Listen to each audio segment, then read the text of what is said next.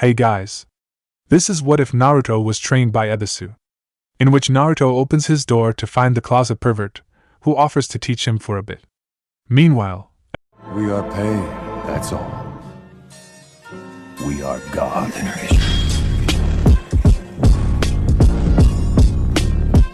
Ebisu sees Naruto rocket to heights no dead last should reach, even under his tutelage. Hit like and subscribe if you like this one, and also please check the author in the description. Let's start. Chapter 1. Ebisu was a tutor. He descended from a line of tutors, and one day, he knew he'd be the father of one. Ebisu couldn't pretend he was much of a fighter. His strength lay in the wealth of his expertise, which was second only to Hiruzen, the professor, Sarutobi, Sandaime Hokage of Konoha. In Konoha, few held a position such as Ebisu's. Tutors were highly sought after, even by elite shinobi, because of their extensive theoretical and practical know-how. They were the ones a shinobi would consult when trying to come up with a new jutsu.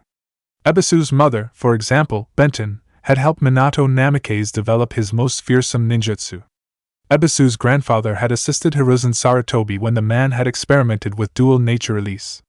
Of course, those geniuses had the concept, but tutors like Ebisu often held the necessary keys to make them a reality. The picture of the prodigy inventing a technique completely alone was a myth. The brightest ideas may emerge from solitary reflection, but their application comes together from exchanges and confrontations. Obviously, the role of these tutors was often forgotten, for the best. As relatively average fighters, it wouldn't do for enemies to capture them in order to extract intelligence that ought to remain highly secret. In fact, Ebisu even knew of a jutsu that could obliterate his mind if he ever found himself faced with torture too great to withstand. Anyways, theirs was a discreet pride, one they knew to put aside. Hence, when one Naruto Uzumaki knocked him out using Ebisu's one exploitable weakness against him, Ebisu did not think it was stupid. He wasn't annoyed either, only a smidge, but who wouldn't? No. Instead, he thought the boy's move was absolutely brilliant. Shinobi exploited the weakness of their opponents after all, and if turning into a horde of scantily dressed girls did the trick, then the trick was good. Ebisu had no particular love for the boy. He was too intelligent to hold him in the same light as most of Konoha did. Nonetheless, Ebisu found Naruto's behavior, though understandable, grating. His pranks weren't particularly endearing.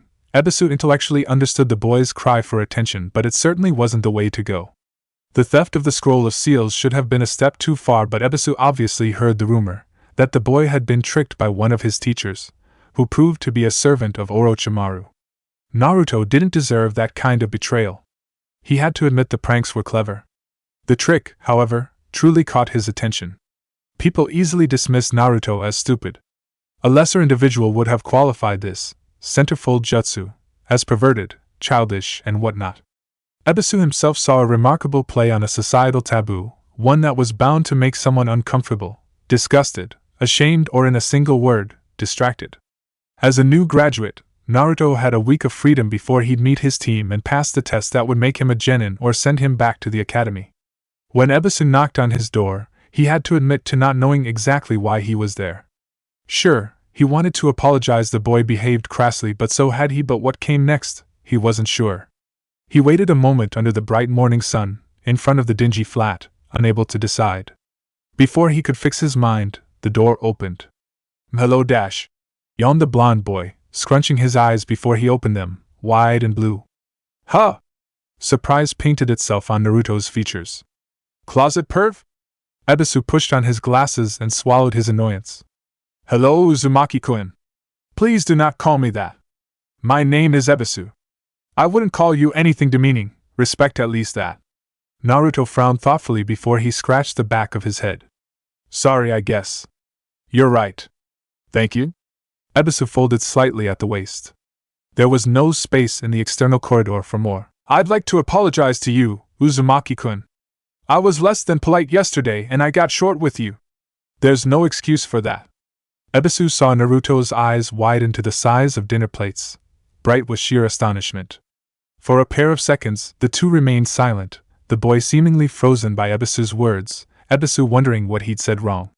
Naruto suddenly looked askance, blinked furiously, and shook his frame. He reported his aquamarine orbs so eerily familiar, thought Ebisu on the tutor, and smiled brightly. "Thanks. Apology accepted." I'm sorry too. I was kinda rude to Bail. The pair lapsed into silence again for a few more seconds until the boy coughed awkwardly. Did you want something, Ebisu-san? Yes, actually. I wanted to thank you for setting Konoha straight. Ebisu blinked. The words had escaped him. Not that they were untrue. After their encounter just yesterday, Naruto had found a way to instill some ethics in Ebisu's youngest pupil, something he had failed to do up until now. Being one of the best tutors did not mean Ebisu could make people want to learn. I was thinking of offering you some of my time. I know a lot and I'm sure I could teach you something. Naruto had ranked last in his class. While Ebisu could admit to him possessing a degree of cleverness, the boy's poor track record clearly spoke of a talentless individual. Ebisu wasn't deluding himself into thinking he could somehow fix everything that was wrong with Naruto in a mere week. No, such an endeavor would take years, which was why he had to focus on something specific. Ebisu had the perfect exercise in mind. He trusted that tree walking would prove to be the ideal task for the boy. Chakra control was obviously very much needed, considering Naruto couldn't do the easiest clone jutsu in existence. Being able to defy gravity should be rewarding enough. Finally, given that it should take Naruto about a month to learn it, it should instill the beginning of a work routine that the boy obviously sorely lacked. Naruto's eyes widened again and twinked in amazement. Bouncing to and fro, the boy couldn't contain the tremor of excitement that pitched a voice a bit too high. Really? You'd do that? Ebisu felt his stomach twist uncomfortably at the sight of the young Uzumakis. He looked like Ebisu had just gifted him the most incredible present. His intelligence was quick, far too quick for his taste to offer a hypothesis explaining Naruto's behavior. The foul ashes of shame invaded Ebisu's mouth. What did we do to this boy? Allowing none of his trouble to appear on his mien, Ebisu merely coughed in his hand to dissipate enough of the guilt he felt to answer. Yes, I'd really do that. I think I can give you some clues to better yourself. Naruto vibrating now, and Ebisu had to wonder if the boy wouldn't combust abruptly from air friction, saluted and sped back inside his flat with a cry of, "Be back in a minute!" And indeed, a minute later, Naruto stood in front of him, pulling a shirt over his head and munching on a piece of toast. Let's go, Super Sensei! Ebisu pursed his lips. Super Sensei? Naruto nodded enthusiastically. Yes. That's what you are, right?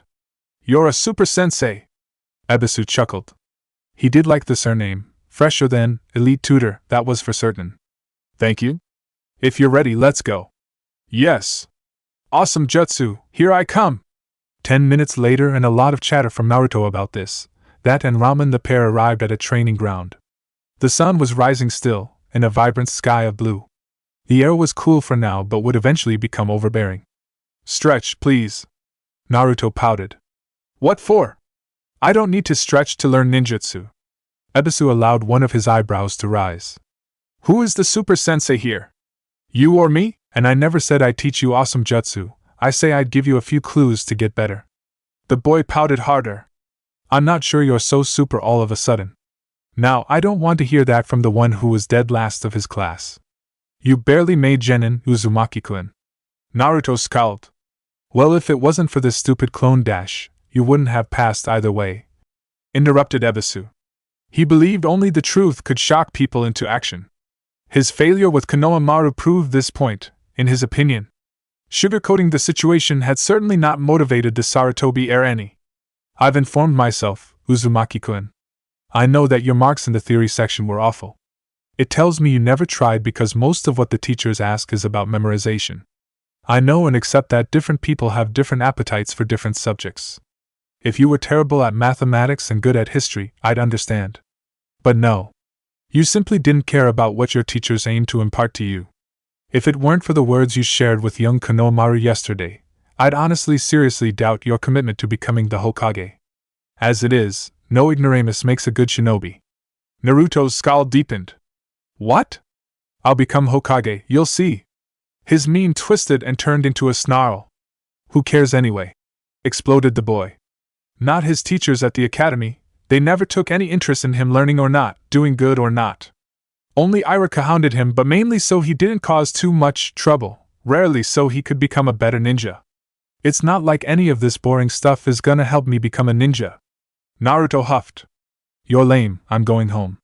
Ebisu landed a firm hand on the boy's shoulder and stirred him back in front of him. He gave Naruto a disappointed look. After you said that there's no shortcut, that's the extent you're willing to go. Letting go of the blonde, the tutor scoffed. Lame. Naruto almost folded, the breath robbed out of his lungs by the harshest punch to the gut he had ever received. Delivered by way of words. A sudden well of shame weighed on him, buried his mind in on itself, forced him to take an abrupt soulful look. Was that all? Was he lame? No way, this Four Eyes knew nothing. He balled his fists and glared in defiance. I'm not lame. There's no way any of this crap is gonna help me become Hokage. Ebisu crossed his arms on his chest. You must go on a mission to Tsuchi no Kuni. Which direction do you go? Naruto scoffed. I take a map. Ebisu shrugged. Fine. He sat on his haunches and with the tip of his fingers and a trickle of earth-natured chakra, carved the soil into a map of the great nations. He internally smirked in pride. The map was perfect. Where are we? He asked, his voice even. Naruto fidgeted. Ebisu gestured at the map. Well, come on. You have a map and I can assure you it is perfect and at scale. Where is Konoha? Where is Tsuchi no Kuni? Naruto scowled and looked away, hiding his hands in his pockets. He loathed the way his cheeks and neck burned, the way his own guts were screaming at him. Useless! Loser! Stupid! He hated that he couldn't protest these feelings. The truth of Ebisu's words allowed him no target to alleviate this worthlessness weighing on him. There was no bully insulting him, mocking him or deriding him. Just Naruto, face to face with himself. Faye. Some ninja you'd make, knowing all these jutsu but not even knowing where to go to accomplish your missions. Is geography still useless yet? Naruto felt the bite of shame burn him even harder. He'd never thought of himself as an idiot before, but now, it slapped him in the face. He could have done better in the academy. A part of him immediately protested. What for? The indifference of his teachers, the jeers of his classmates, the cold looks of the villagers? This vague dream, thrown at the world like a challenge more than an actual resolve? The dreadful welcome of his empty, lonely flat? The miserable sentiment hollowed his chest. Ebisu continued, impassible. Jutsu are just tools, Uzumaki-kun. Intelligence, knowledge, those are the qualities you'll need to become Hokage. No. Shortcut. But let me explain something else to you, Uzumaki-kun. Do you know what chakra is? The boy grumbled a morose answer. It's what shinobi use for jutsu. Yes, but what is it? How is it made? Naruto turned towards Ebisu. In our body? He cast his gaze down. I don't know. He mumbled crossly. For the first time in his life, his anger burned against him and Naruto didn't like it one bit. It strained and pressured him in physically painful ways. Chakra is a mix of your physical and mental energies. Meaning half comes from your body and the other from your mind. The stronger you are, the more educated, the more chakra you possess, and the more refined it becomes. Naruto blinked, grasping at the sudden spark of curiosity he felt in order to sweep aside his bout of self-loathing. To dwell upon sorrowful thought was rarely productive, whereas curiosity could often be. You mean if I learn stuff, my chakra grows? Ebisu. The two are directly correlated. Linked. Connected. He explained at Naruto's silent interrogation. Oh. That's cool. Naruto's expression fell. Why did Iruka never tell me that? He most probably explained this in class. Retorted Ebisu, leaving what it meant in suspense. Naruto's features crumpled in shame. That is not all, however. He continued, not allowing the boy to mope. The more precise your control over your body and your mind is, the more control you have over your chakra. Naruto sighed. This thing again? What does control matter? Jutsu is where it's at. His tone, however, utterly lacked confidence. Ebisu massaged his eyes and exhaled slowly. I strongly suspect that you... He stabbed a finger against Naruto's chest, getting a yelp out of the boy. Failed. He weighed on the word with all his disdain. The graduation exam because your chakra control is atrocious. Naruto opened his mouth in a small, silent "oh." He took a step back and idly massaged the spot Ebisu had poked. If I don't have control, I can't do jutsu. Sighed the boy miserably, as if the world had been suddenly dropped on his shoulders. Ebisu smiled. Got it in one, young man. Would you like to get better at it? Naruto snapped his gaze up, eyes wide. You'd still do that? I said I'd help, yes, so I will. Naruto shuffled from foot to foot, eyes riveted on a patch of fascinating grass. His voice came as a whisper. But I was rude again. I'm sorry. Super Sensei. You can question your teachers, Uzumaki-kun. It is a good habit to take. But it is true that you must stay polite about it. People are doing you a favor when they teach you, so the least you can be is respectful. It goes for everyone. Naruto nodded apologetically and saluted. Yes, Super Sensei. So, what am I supposed to do? Ebisu walked towards a nearby tree, then on the tree, then up the tree, and Naruto's jaw dropped when he saw the man defy the most obvious law of nature, the one that causes objects to fall. How? He cried out in bubbling awe. Ebisu whirled easily, still somehow stuck horizontally to the tree trunk by the soles of his feet, and smiled. Chakra, of course. The tutor climbed down, a leaf in hand. Now, Naruto. I would like you to put this leaf on your forehead. Ebisu saw annoyance flash on Naruto's face, but the boy smothered it. Instead, he shuffled on his feet awkwardly for a second. Super Sensei? I never got the point of this. Could you explain? Went unsaid, but Ebisu naturally picked up on it. He snatched the leaf between two of his thumb and index. What did I say chakra was made of? Physical and mental energies, replied Naruto eagerly. Good. Where do these energies come from? Body and mind in order. Excellent. How do you control them? By controlling my body and my mind. Exact. How do you think it translates, practically speaking? It's okay if you don't know. Naruto fell silent for a couple of seconds, one hand on his chin, scratching it, his eyes hardened by reflection. Ebisu readied himself to give him the answer when the boy snapped his fingers. Hand seals. Ebisu blinked. Good deduction. How did you come to it? Naruto bounced up and down. Every time I want to do a jutsu, I do the ram seal. It's super helpful. Very good. Very good indeed. But hand seals only control the physical energy. Could the boy guess what he was getting at? Naruto blinked once, twice, thrice before his eyes widened. Oh, the focus exercise. The leaf helps you focus so you can control your mental energy. He bounced excitedly. Is that it? Ebisu minutely frowned. This boy was supposed to be dead last? What had happened? He plastered a smile on his lips and gave the boy a thumb up. Perfect. I would like you to place this leaf on your forehead to help you focus and fold your hands in the ram seal. Then I want you to send a little bit of chakra to your feet. Too much and you'll break the bark, too little and you won't stick. Go slowly, one step at a time. What do you say? Naruto almost blinded him with his smile, his grateful smile, and Ebisu didn't like that the boy felt so obviously indebted and nodded enthusiastically. I'll have it down in no time. Remember to stay focused, shouted Ebisu at the genin's back.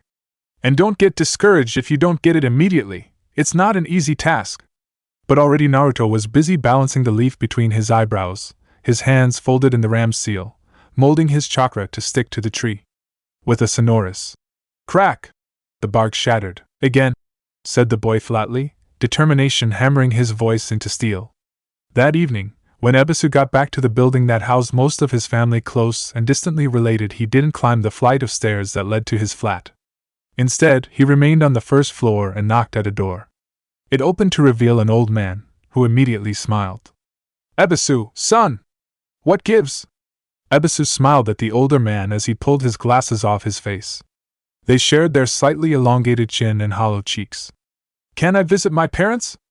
Of course, but you're the kind that warns before you do. Come in, your mom will be happy. Jiro, who is that? Quavered a voice. Your son, Ten. Oh, that's good. A squeaky sound preceded the arrival of an old woman sitting in a wheelchair. Robbed of her legs by the Kyuubi, all these years ago. The catastrophe had actually crippled many more people than it had killed. To think it was caged in such a bright boy. He shook himself out of the thought. Evening, Abi-chan. Ebisu smiled, folded at the waist, and kissed his mother chastely on the cheek. Good evening, Mom. What brings you? I just wanted to visit. Except you warn us when you visit. Ebisu sighed. Beyond the small entrance hall, the flat parted into 3 rooms. On the left, a bedroom next to a bathroom. To the right, a wide combined kitchen-living room. He passed the counter and fell on the couch like a sack of potatoes. With another sigh, he massaged his eyelids. All right, son, you're worrying us now, said Jiro with a touch of concern in his tone below the mirth. Ebisu grunted. I taught a kid today. Konoha Maru-kun? No. Naruto Uzumaki. His mother stiffened for a single second but relaxed so quickly, Ebisu could have as well imagined it. Jiro showed no outward reaction save for a raised eyebrow. And? Kid got you all turned inside out? How come? His father asked jokingly. Ebisu gestured aimlessly in front of him. Because he is like a fish we judged for being unable to climb trees, he exclaimed angrily. Tearing his bandana from his closely cropped hair, he massaged his forehead. What the hell did the academy do? All right, son, context please, asked his mother soothingly. What happened? Naruto basically set Konohamaru straight, and I wanted to thank him, so I decided to teach him today. I thought I would just give 1 or 2 pieces of advice and try to convince him to learn what he skipped in the academy. Ebisu paused, gasped for air, fell silent and glared at the low table occupying the center of the living room. I fully expected a buffoon, to be honest. And? Prodded his father, who had taken a seat next to the special jōnin. He got 3 walking in a day, muttered Ebisu. Okay, he hasn't got it down yet and he is far from it, but he can walk up and down a tree. It's slow, wobbly, it's not mastered, but he got it. In a day. No fresh jōnin learns the manipulation that fast. So he is prodigious at chakra manipulation. Not that much of a big deal, concluded Jiro. Tsunade-sama was one too. Her control was instinctual. Father, he is supposed to be dead last. No prodigy in chakra manipulation is the dead last of their class. So, what the hell happened? Ebi-chan, you told me Konoha Maru-kun has a chip on his shoulder. That he feels crushed by the shadow of his grandfather. It makes him impatient, unfocused, unwilling to truly learn. Ebisu hated when his mother did that. He had long come to the obvious conclusion. He knew what happened in the academy, why Naruto was so poorly prepared. If Konohamaru had a chip on his shoulder, then Naruto had an entire collection. It was easy to pretend the boy's behavior was intrinsic, spontaneous, to pretend Naruto wasn't shaped by his circumstances but was fundamentally a delinquent. Ebisu had the distinct and unpleasant feeling he had just eaten a faceful of his own shit. The QB, he muttered. Was that shame twisting his guts slowly? Yes. Ebisu heard the hesitation in his mother's voice. But not merely. Benton, warned Jiro. If Ebisu deduces it, then he does, but there's no need. Fine, grumbled Benton. Wait, what is it about? Nothing, answered his mother mirthlessly, in a voice that allowed no further question. She sighed. Anyways, I'm happy you helped the lad, Ebi-chan. I'm sure Yandame-sama would be happy to know some in the village finally follow his wish. Ebisu blinked. What does that mean? How was the QB stopped, Ebi-chan? Well, obviously, Yandame-sama sealed it in O. After those nasty rumors started to run amok, Sandame-sama told the village that Yandame-sama wished the boy to be seen as a hero. Naruto is a cage, Ebi-chan, and he keeps our worst nightmare at bay. Yandame-sama's seal does that, protested Ebisu. Without Naruto, the seal does not exist, admonished Benton. No Naruto, no seal. No seal. And the QB is free to rampage, concluded Jiro. The kid does us a great service, he said with a nod and grimace of regret. Ebisu groaned. He really didn't need the guilt he felt crawling under his skin right now. What are you thinking about, son? The next day, Ebisu knocked on Naruto's door bright and early. Unlike the day before, the boy's surprise promptly turned into delight when he recognized Ebisu. Super Sensei! What are you doing here? Ebisu swallowed thickly and coughed in his fist. Well, I was wondering if you'd like some lessons again today, Uzumaki-kun? Naruto's aquamarine orbs sparkled like clear sapphires under the morning light. For real? Yes, of course. Wait here, I'm getting dressed. In a minute-long whirlwind, Naruto stormed through his dingy place, throwing his pajamas off him to pull his clothes on, splashed a bit of water on his face, grabbing a slice of bread as he left, stuffing his mouth with it. I am ready, Shinsei, he exclaimed through his mouthful, crumbs flying from his lips. Ebisu smiled. You shouldn't talk with your mouth that full, Naruto. It's honestly a bit disgusting. Naruto slapped both hands over his face and chewed with renewed vigor until he swallowed. Sorry, he offered sheepishly. Remember it for next time. Let's go! Yeah! They walked leisurely, enjoying the relative quiet of the early morning. Most of the population wasn't awake yet but those who had to work with the coming of dawn. Konoha stood still, peaceful. A cool breeze danced around the pair, redolent of freshly baked goods, burnt wood and dew. A few shadows dashed from roof to roof, too fast for Naruto to catch them clearly. Shinobi on their way for a mission, he supposed. The thought swelled his chest with excitement. Soon, it would be his turn to go on missions.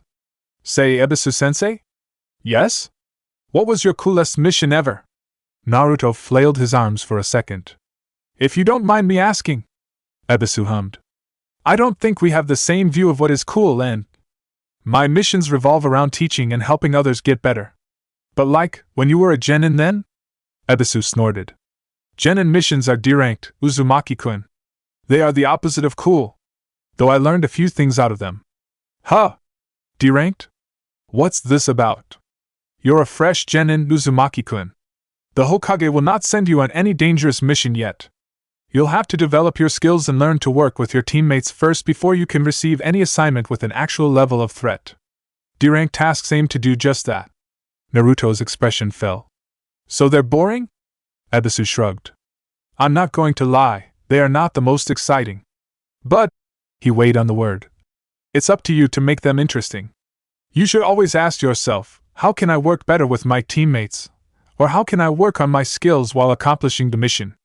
It's extremely important. The more you do, the more you'll progress and the faster you'll receive your first C-ranked assignment. What's a typical D-ranked mission? Painting a fence, answered Ebisu with utmost seriousness. Naruto didn't pick on it. No way. We're ninja. They can't make us paint fences. He protested. That's where you're wrong, Uzumaki-kun. You will most probably paint a fence at some point of your career as a jōnin. But think beyond, Uzumaki-kun. Let's imagine you're a jōnin. I'd be higher in rank than you. Certainly. That is if I don't become Hokage just to keep ordering you around. Naruto pouted. Sorry, it was just a joke. I know, I was joking too. So, you're a jōnin? You have a mission to Tsuchi no Kuni dash. I'm going north. Exclaimed Naruto before he blushed under Ebisu's gaze. I opened my geography scrolls last evening. He mumbled. Ebisu tousled the blonde's hair. That's very good.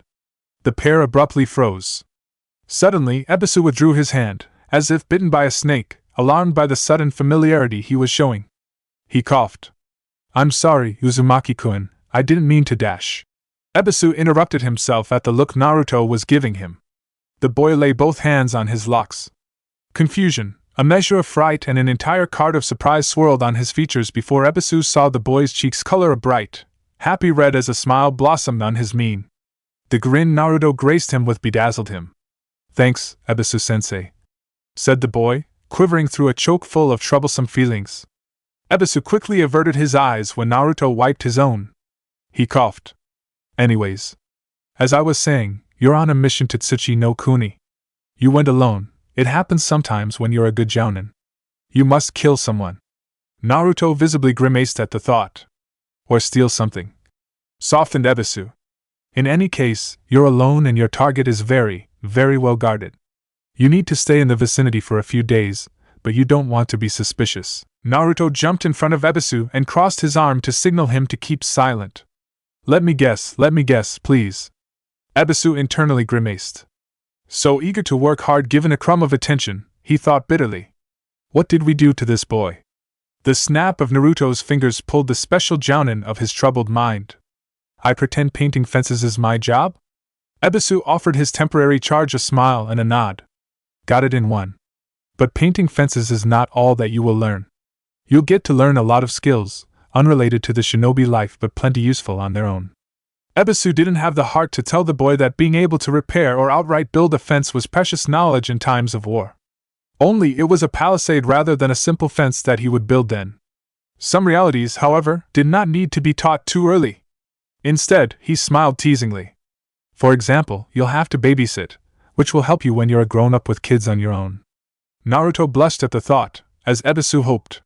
That's not happening soon anyways. In conclusion, D-ranked missions can seem boring but they have a purpose. And you'll get some very nice money out of them, so that's a plus. Naruto nodded, the picture of seriousness he was trying to compose diminished by his receding blush. I see. Thanks for telling me all that, Ebisu-sensei. I'll try to do my best, even if it's boring. Remember, one of the goals is to make them not boring. In a clever way. Sure, I'll keep that in mind too. Having said that, the two entered the training ground they had occupied yesterday. Naruto immediately started to stretch. Good. Remember, Uzumaki-kun. Stretching will help you build a strong and flexible body, which is very important for a shinobi. I'll even say that flexibility and speed are much more important than brute strength. Though again, all three attributes are correlated, linked, dependent on one another. Completed Naruto, answering Ebisu's interrogative tone. Good. As I told you yesterday, if there are words you don't understand, ask. Not knowing is not a fault, but remaining ignorant is. What are we doing today? Well, I say you keep up with tree walking until noon. Then, once it starts to get too hot, we'll hide in the forest to enjoy the shadow and work on your geography. Naruto weathered the sting of disappointment, and couldn't help but ask. No new jutsu? Damn it, he sounded whiny to his own ears. I promise I'll do my best to make geography and history interesting. If you think it's still super boring after a while, then we'll see, but you have to try. That seemed quite fair to Naruto.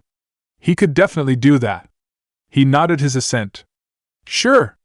Good. Keep stretching, and once you feel limber enough, start walking. For half an hour, Naruto ran through a complete routine that left him feeling like he had grown an inch and had replaced his articulation with rubber. Once Ebisu gave him a satisfied nod and a request to start estimating when he was ready by himself, Naruto took a leaf and approached a tree. The contact of the leaf on his forehead tickled him slightly. He supposed that there lay the entire point. It gave him a sensation to focus on, and from there, damped his mental energy. He folded his hands in the ram seal. Once, during the academy he had been relatively little, Naruto had visited a forge.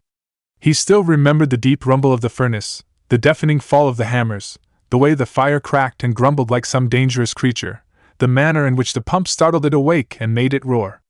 Molding chakra felt exactly like this, except there existed no fire in the forge but a howling chaos of wind instead. His mental and physical energies swirled around one another and for a split second, repulsed each other like the same poles of two magnets before they merged in a maelstrom. His hands almost went slack and his focus haywire, but Naruto tightened the seal and gripped the sensation of the leaf on his forehead. He excluded everything else until only the leaf, the ram, and he were left. He pushed the energies to fuse in a counterclockwise spiral, and each passing moment felt like he was pushing a heavy door on rustier and rustier hinges. Under his impulse, chakra streamed in his Kirakuki, the vessels that coiled around the body and carried the energy, and flared outside the tenketsu the vents chakra could escape from of his souls. The boy opened blue eyes that burned with a fiery will and lifted his left foot. Slowly, carefully, he leaned against a tree and lifted the other foot. One step up. He inhaled, softened the grip of his left foot, and sent it higher up the trunk. It stuck to the bark as he exhaled. Naruto blinked a few beads of sweat away. 2 steps up.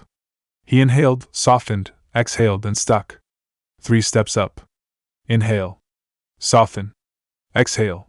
Stick. Another step. Another step. Another step. His thighs and calves burned. He sat on a branch and gave Ebisu a dazzling grin. I did it, sensei! He exclaimed proudly, wiping the sweat marring his brow. Nice. Again, down and back up. It must become instinctual. You got it! Chapter 2.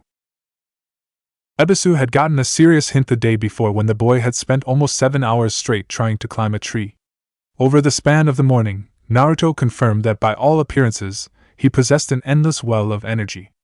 Ebisu had watched the boy trudge up and down the tree for 5 hours and, while Naruto almost immediately got sweaty and his legs started to quake quickly, though much less than yesterday already, he showed no sign of being tired. Strained, yes, pained, somewhat, but not tired. No sign of stopping. Was it the Kyuubi? Ebisu did not know. He wasn't aware of the mechanisms behind the seal keeping the creature caged within Naruto's Kirakuki. Another possible explanation one Ebisu didn't like at all was that Naruto bore the Uzumaki name for a reason. Ebisu didn't want to consider it as a possibility. The ramifications made him sick. All right, Uzumaki-kun. I believe it is enough for today.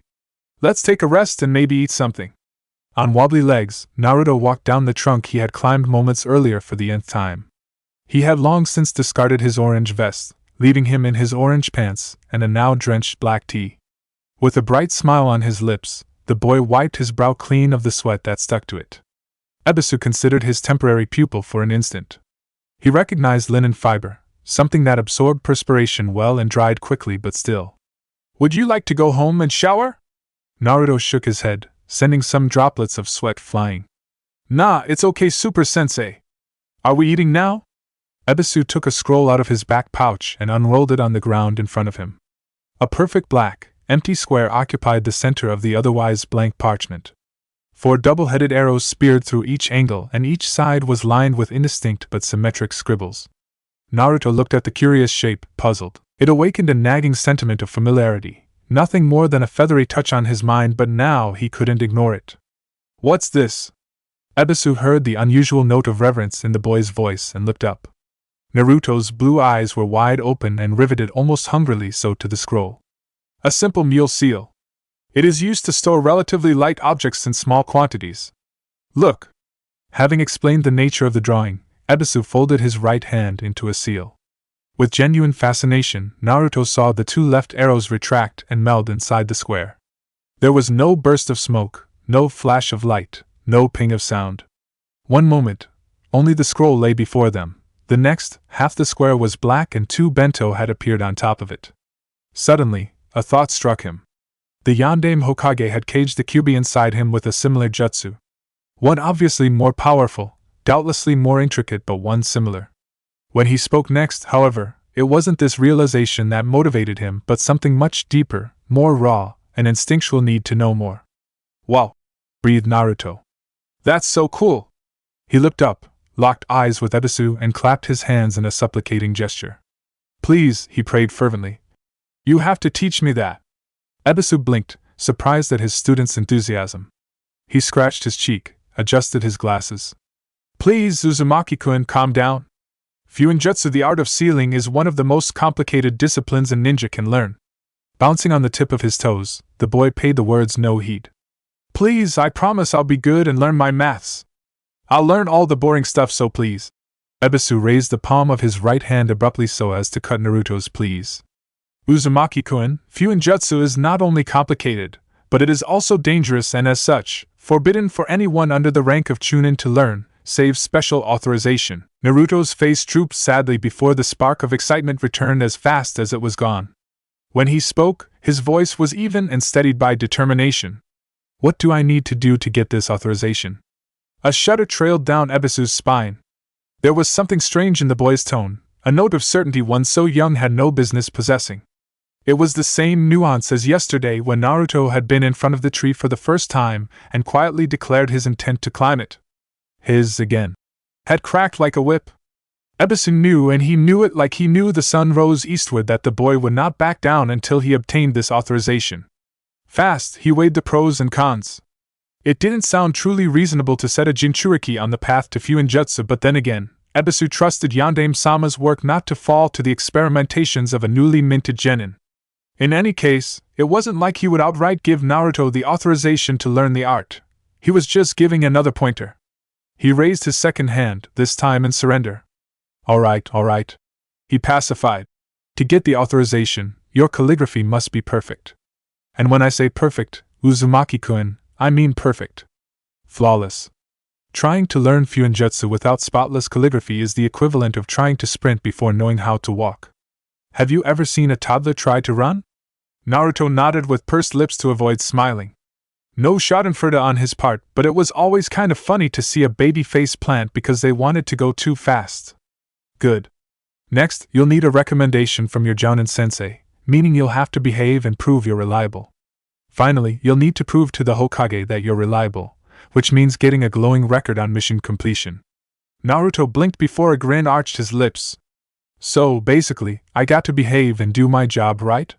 "Sounds easy enough." Ebisu crossed his arms over his chest and gave the boy a severe look. "I must remind you that your track record isn't the best as far as this is concerned." The boy solemnly shook his head and formed a cross with his forearms. No, that was before." He thumbed at his Hittite, the metallic headband bearing the stylized leaf of Konoha. The aquamarine of his eyes was like clear sapphire. I'm a ninja now. Once again, Ebisu picked up on this subtle harmonic, this hint of steel-like determination that structured Naruto's claim. Whenever he'd heard it until now, Naruto had always spoken quietly, with none of his otherwise hyper-mannerism. Was that it? Wondered the man. Was that all it had taken? A mark of respect and some attention, and the infamous troublemaker had seemingly changed into something different, as if Naruto had shed a skin that did not fit him. Minutely, Ebisu shook his head, breaking the train of his thought. That was much too soon to speak. And yet, Ebisu smirked. Well, I suppose getting this recommendation would be an excellent test of your resolve. Understand that people must come to trust you, Uzumaki-kun. You wouldn't give a kunai to an infant, correct? Well, you wouldn't teach Fuinjutsu to someone you can't trust. That is the same logic. Naruto nodded his understanding, though a pang of worry stabbed him through his heart. People hadn't exactly been fair to him up until now, holding the Kyuubi's devastation against him. The old Sandaime had explained, after the incident of the Scroll of Seals, that fear played a large part in the perception the villagers had of him. Jinchuriki were the only viable prisons to cage the Bijou the tailed beasts, of which the Kyuubi was the ninth and most powerful. However, it didn't mean that Jinchuriki made for perfect prisons either, they were just better than anything else. It sounded like a cheap, easy excuse to Naruto. If you didn't trust the Yondaime Hokage, the one single best seal master of the world at the time, to do his job properly, you didn't trust anyone. And no prison was ever perfectly safe anyways. And he'd be the first to die if the Kyuubi somehow escaped his locks. And he had never asked for any of this. It wasn't like he wasn't a victim of the situation either, but people sure easily ignored that. How many more Mizuki would he have to contend with? Naruto balked at the thought. He'd much rather consider the fact that Iruka had saved him and that Ebisu was helping him. He tightened his fists and mentally swore to himself he'd be on his best behavior no matter what. He'd be irreproachable and earn his sensei's trust. And if his future team leader eventually proved to be as bigoted as Mizuki, then at least Naruto would have nothing to reproach himself. I'll do my best, Ebisu-sensei, declared the boy evenly. Ebisu gave the boy a brief nod, years of training hiding the passing fluster he felt at being finally given his name. He knew Naruto would absolutely abide by these words, just like he knew the moon was reborn every 29 days. I'm glad to hear it, Uzumaki-kun. The man smiled. Let's eat now. Naruto's stomach growled loudly and the boy chuckled, scratching the back of his head with an embarrassed smile. Sure, thanks Super Sensei. Ebisu gestured at the two bento. Both are the same. They contain a healthy lunch, packed with everything a ninja should eat to remain ready. Naruto scrunched his face up at the word healthy, but said nothing. There would be veggies inside the bento, the boy knew it was bound to happen. He grimaced when he opened the boxed lunch and his prediction turned true but didn't outwardly protest.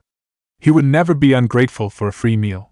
My mother cooked these, with her compliments, said Ebisu idly before he muttered a good appetite, and dug in. Naruto, meanwhile, stood frozen in place, eyes latched onto the food. This was a homemade lunch box. Made for him by a lady he didn't even know. And what did? With her compliments. Even mean?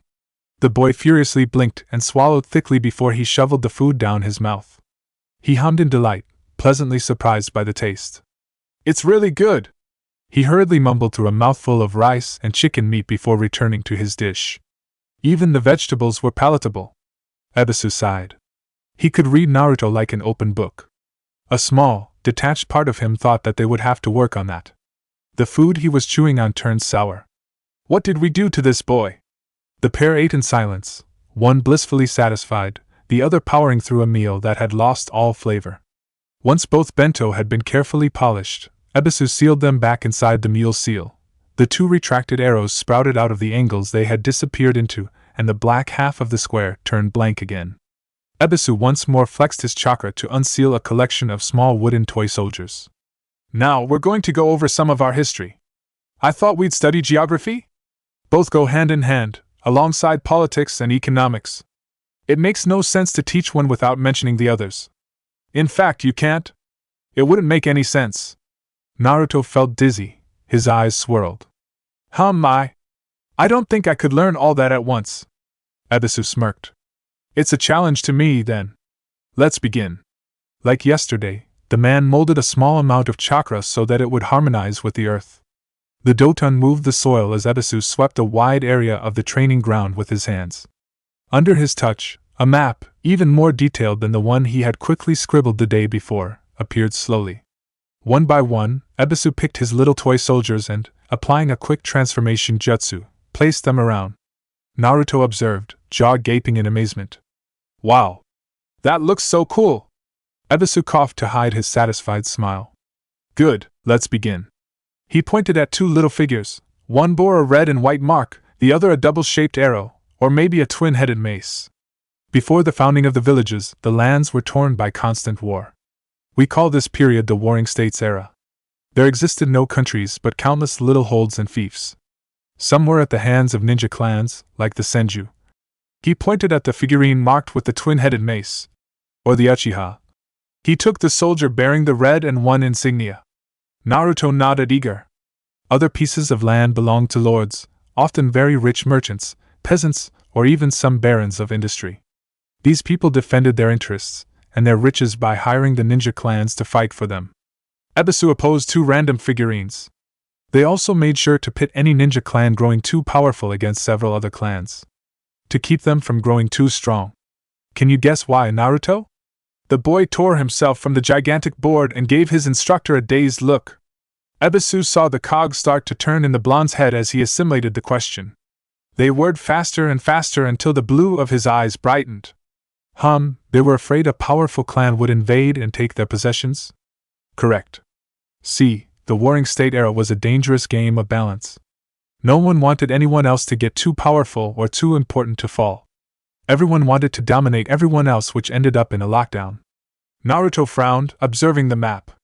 He pointed at three figurines that Ebisu had armed with minuscule kunai, to represent them as ninja. Three clans would just have to get together and roll over everyone. Ebisu had to make a double take. Well, that's basically what happened. There was a lot of bad blood, Uzumaki-kun. Clans and lords had fought for generations against one another, and an alliance wasn't something anyone ever imagined. But then, Senju and Uchiha. Ebisu hesitated for a second before he quietly sighed and minutely shook his head.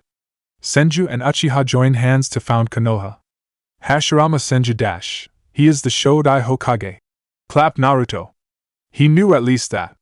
Hashirama Senju was one badass shinobi and the first leader of Konoha. Indeed. Hashirama Senju and his ally Madara Uchiha united their clans and rallied every other shinobi clan in the counties of Hai.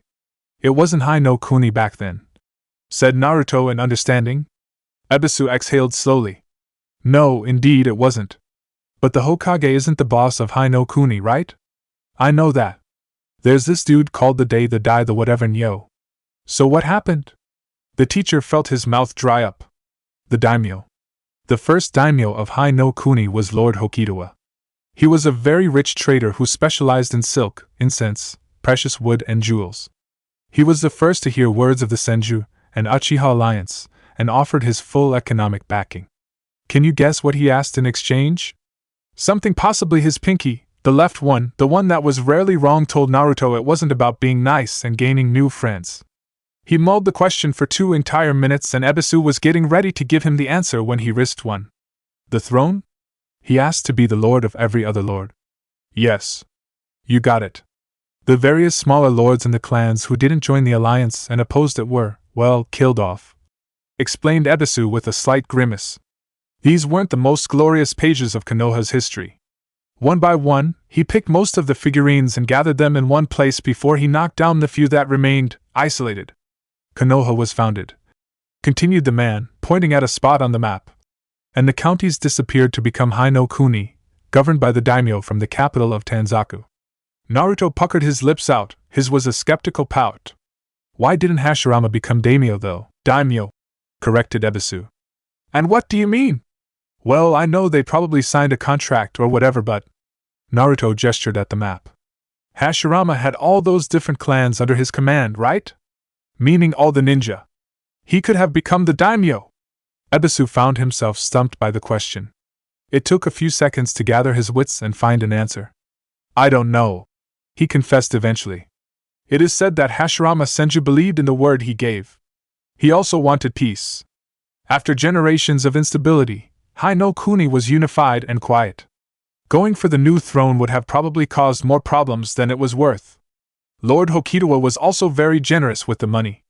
But Hashirama and Madara could have taken that money, Naruto pointed out before he started to grin. They were super powerful ninja, right? Super badass even. Yes, indeed they were badass, but they weren't merchants or industrialists. Eventually, the money would have run out and they wouldn't have been able to produce more. Couldn't they, tax the merchants or whatever? Does the daimyo not do that? Ebisu felt something cool pass through him. A fact he had never questioned suddenly seemed absurd and the opposite appeared obvious. What the hell was happening? What the hell was that boy? He was so utterly naively ignorant that he questioned long-accepted facts, and suddenly turned the established world on its head. The man rolled his neck and shoulders to firm up his countenance. Yes, the daimyo does that. I don't know what the thoughts of Hashirama and Madara were at the time. They preferred to create Konoha, a secret place where they could preserve peace. A little haven. Naruto pursed his lips and gave the map a critical once-over. Doesn't seem that different from before. You just get all the clan together instead of dispersed, sure, but in the end, you end up in a little hold that you defend against everyone else. People are defined by the epoch they live in, Uzumaki-kun. Maybe they couldn't dream further than Konoha? Maybe their habits were too great to destroy all of a sudden. Maybe neither Hashirama nor Madara saw themselves as rulers. I do not know. Naruto hummed. So what happens next? Well, Konoha is settled, so is the daimyo of Hai no Kuni, which marks the start of our official calendar. Hashirama starts accepting missions from the daimyo, but not only, in order to finance the village. So things change a lot but not everything. Mused Naruto. I suppose you can say that, yes? Today, most of our missions still come from the daimyo directly or from public and government offices. The rest are requests from private businesses and citizens or even other countries. Is the daimyo the richest man of Hai no Kuni? Yes and no. He is rich because he still owns various businesses, but the money from the taxes doesn't go to his pocket. It goes to the budget of the state. Naruto blinked in surprise. Huh? There's no point then? Why go through the trouble? Power, Uzumaki-kun. Some people want to rule over others. Or ideals. It is said that Lord Hokidawa wanted peace, too. The boy shuddered, suddenly feeling cold for a second. The words carried a sort of threat, an omen of violence. What happened in the other countries? I know there's Suchi no Kuni, Kaze no Kuni. Kaminari no Kuni and. Naruto blushed and scratched his neck. Mizu no Kuni, supplied Ebisu. With a snap of his fingers, Naruto nodded. Right, that's it. Those are the bigger countries, right? Correct. We call them the 5 fiefdoms. Can you give me 2 minor countries? Naruto mulled the question over. There's Aim, I think? He searched the eyes of his tutor, seeking whether or not he had given the right answer, but Ebisu stayed impassible. And I don't know. Aim no Kuni is right, answered Ebisu, pointing at a territory on the map. Aim, Sha and So no Kuni. The man pointed at each country in order. Formed the frontier between Hai and Suchi no Kuni. They are pretty mountainous countries, except Sha, which is a valley so big it's confused for a plain. Oh. That's why it's Sha no Kuni then. Yes. Suchi no Kuni was really big, noticed Naruto. When he asked, Ebisu answered that the landscapes were mainly of the rocky desertic type and growing cold up north. Only a relatively thin comparatively to the size of the country band of land was populated, against the frontier. Nomadic populations had made the endless hostile steppes up north their home. Ta no Kuni lies to the northeast. We call it the granary because of all the rice it produces. No one invades this place because everyone is more or less dependent on it for their food, except Hai no Kuni and Mizu no Kuni. Then, 2 no Kuni to the east separates our lands with the Sankaku Peninsula, where you find Kaminari no Kuni. The triangular almost island was connected to the mainland by a seemingly thin strip of earth. Nearly entirely mountainous, the people lived on the southern coast mainly. The Sea of Ghosts, to the north and west, was swept by deadly tempests that made navigation impractical for all but the most daring captains. For a second, Naruto saw himself at the prow of a prideful vessel, a straw hat on his head, sailing for some unknown treasure. Ebisu's voice quickly recalled him to the present. The man was pointing at a scattered archipelago. All these islands belong to Mizu no Kuni.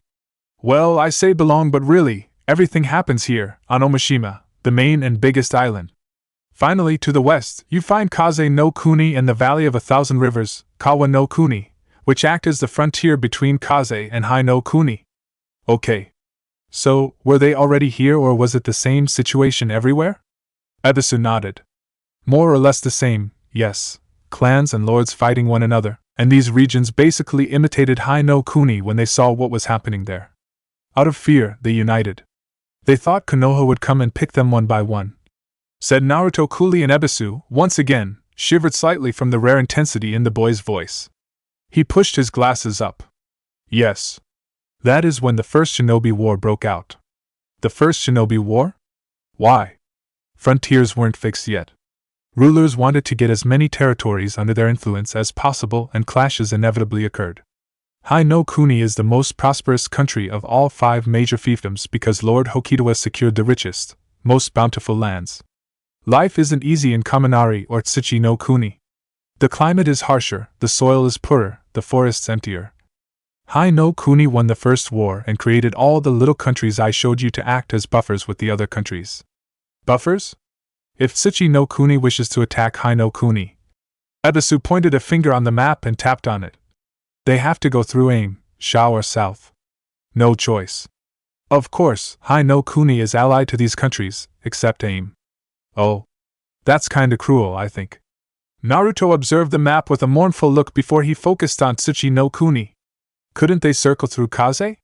Oh wait, I guess they need to ally together first. And they'd still have to go through Kawa, huh? Basically. And we're currently allied with Kaze, so it wouldn't happen unless we were betrayed.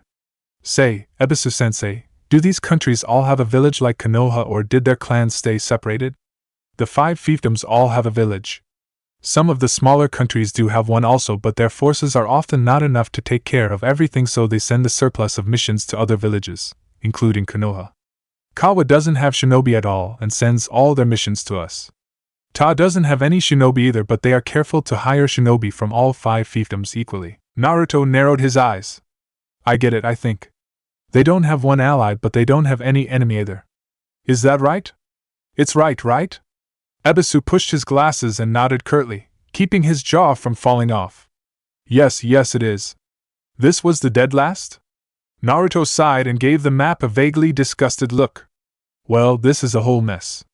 We've got jealous people all around our frontiers who have not much to lose because they live in crappy countries, and people who have it slightly better but who exist to take the first hit when the first ones attack. Then there's us, and we've got a lot to lose, huh? I guess Hashirama kinda failed at his peace thing, huh? Ebisu smiled sadly, smothering his surprise again at the crude but basically correct analysis. Yes, he kinda failed. Why didn't we make one big country? Asked Naruto, arms splayed out as wide as he could.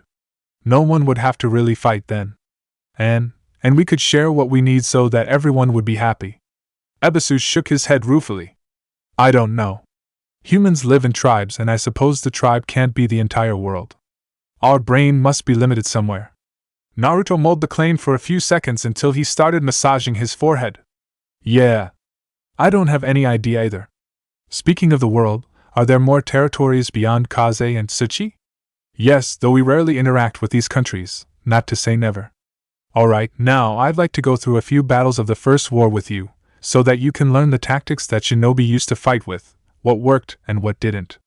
Taking another scroll from his back pouch, Ebisu unsealed even more wooden figurines, though those stood smaller than the first batch. For a few minutes he arranged both series of statuettes, under the transformation jutsu, in order to give them the appropriate colors and insignia, around the various countries. Eventually he hummed in satisfaction. Alright, let's begin with the clash of the geyser field, said the man, pointing at the frontier between Hai and Kaminari no Kuni. Remember, Uzumaki-kun, at the time 2 no Kuni dash doesn't exist yet. Got it. So, what's the deal? After merely 10 minutes had passed them by, Ebisu had been certain Naruto wouldn't protest history nor geography anymore, much less military strategy. The boy was absorbing all that Ebisu imparted unto him, like an endless sponge deprived of water for much too long. Or maybe a more apt comparison would have been a closed-off flower lacking sunshine. Ebisu didn't even have to expend much energy on his lesson, Naruto knew he had his full dedicated attention. That and the occasional praise each time he answered a question correctly, and Naruto nearly always did when it came to deducing the answer, and that was all the boy needed to blossom. For 2 hours, they studied the ambush of Hakawa Pass, the retreat of Akasuna, then the battle of early spring. Ebisu felt his stomach do a flip when Naruto absent-mindedly mumbled out loud that he wouldn't have done that, after the man explained the strategy of one of the commanders. Unable to fight his curiosity, Ebisu improvised a crude wargame on the spot. Naruto proceeded to win within the parameters of the make-do wargame the battle of early spring for the historically losing side, Iwas. Ebisu could think up a dozen or so excuses to explain it. The wargame wasn't truly won, the rules were all kind of whack, he himself wasn't a particularly good strategist. It was just luck, a one-time thing that didn't mean anything. Naruto, the dead last, had still won. The remarkable thing was that, when Ebisu hurriedly drew a board of chess on the soil and asked for a game, Naruto immediately became bored. When the man asked him why it couldn't grab his attention, the boy answered that he could see the mountains, the forests, the rivers and the cities on the map. He could picture the soldiers trailing through and around them, using them to defend, ambush, prank, or attack. The shoji board, however, was completely abstract. Why could one piece only move forwards from one step? Why could another only move diagonally but as much as the player wanted? It meant nothing to Naruto. When he finally sent Naruto home, Ebisu was internally screaming and eating his bandana. Not 48 hours earlier, he had been thinking that Naruto was a modestly clever kid but terribly unfocused and grossly untalented. Ebisu quickly sealed off his supplies and wooden statuettes before he trudged homebound. So flabbergasted by his day he was, so caught up in a chaotic swirl of thoughts, that he bumped into several people on the way. Suddenly, however, he slammed into a wall. The shock as well as the booming voice thundering from the wall brought Ebisu back to the present. "Ebisu, my teammate! What youthful thing are you up to on this fine evening?" Guy Mato was towering over him, a good head taller and a full hand wider at the shoulders. Dressed in an all-green getup, the eyebrowed jōnin was smiling with all his perfectly white teeth. "Oh, evening, Guy," mumbled Ebisu. "Sorry I didn't see you." That had to be the first time someone hadn't seen Guy. The jōnin raised one of his thick, furnished pitch-black eyebrows. "It is quite all right, Ebisu. What are you so preoccupied with, if I may ask? It is unusual to see you so distracted, I must say." Ebisu pushed his glasses. Guy, who had known the man since their jōnin days, knew the sign for what it meant. Ebisu was in some sort of emotional turmoil. A quick glance proved enough for Guy to deduce his erstwhile teammate wasn't quite angry nor exactly sad. Instead, he seemed greatly troubled, as if his world had been turned upside down. For Guy, the signs were clear. Bending slightly, and shielding his lips with the back of his hand, the green jōnin whispered in a conniving tone, "Is it a youthful kunoichi that has caught your gaze?" Ebisu pushed on his glasses once again, a vein throbbing on his forehead. "Don't be idiotic, Guy," he snapped dryly. "Yup, denial," thought Guy. He smiled teasingly. "Come, friend, you can tell me all about it. I shall listen and provide you with advice if you so wish." Ebisu blinked and his anger abated. "It's still not what you think it is, but you know what? Maybe I need to hear your take on that. Let's grab ourselves a drink if you're free right now. I'm always free to help a friend." Minutes later, both jōnin had found a seat on the open balcony of a small establishment situated along Main Avenue. Below the terrace, more and more people were entering the streets as working hours were coming to an end. The rumors of friends and colleagues gathering for a drink after an honest day of work rose in the air, mixing with the sounds of the coming night. To the west, the sun was dipping below the horizon already. "The days are really getting short," said Ebisu idly, swirling some sake in a cup. "That they are. Winter must come for spring to follow," answered Guy, giving himself the airs of a great philosopher. "This one isn't bad." Guy guffawed happily. "I wish it was mine. But I fear we owe it to Master Hakiai." Ebisu was one of maybe 3 or 4 people who knew that Guy Mato, premier taijutsu master of Konoha, read philosophy during his lost hours. Both men fell silent. "So," Ebisu sighed. "So, who is she?" Ebisu rolled his eyes and adjusted his glasses. "Let it go, Guy. It was funny the first couple of times, but I tell you, there's no lady involved. I've met a boy dash, Ebisu." "No, you shouldn't," interrupted Guy, horrified. Oh, shut up, you idiot.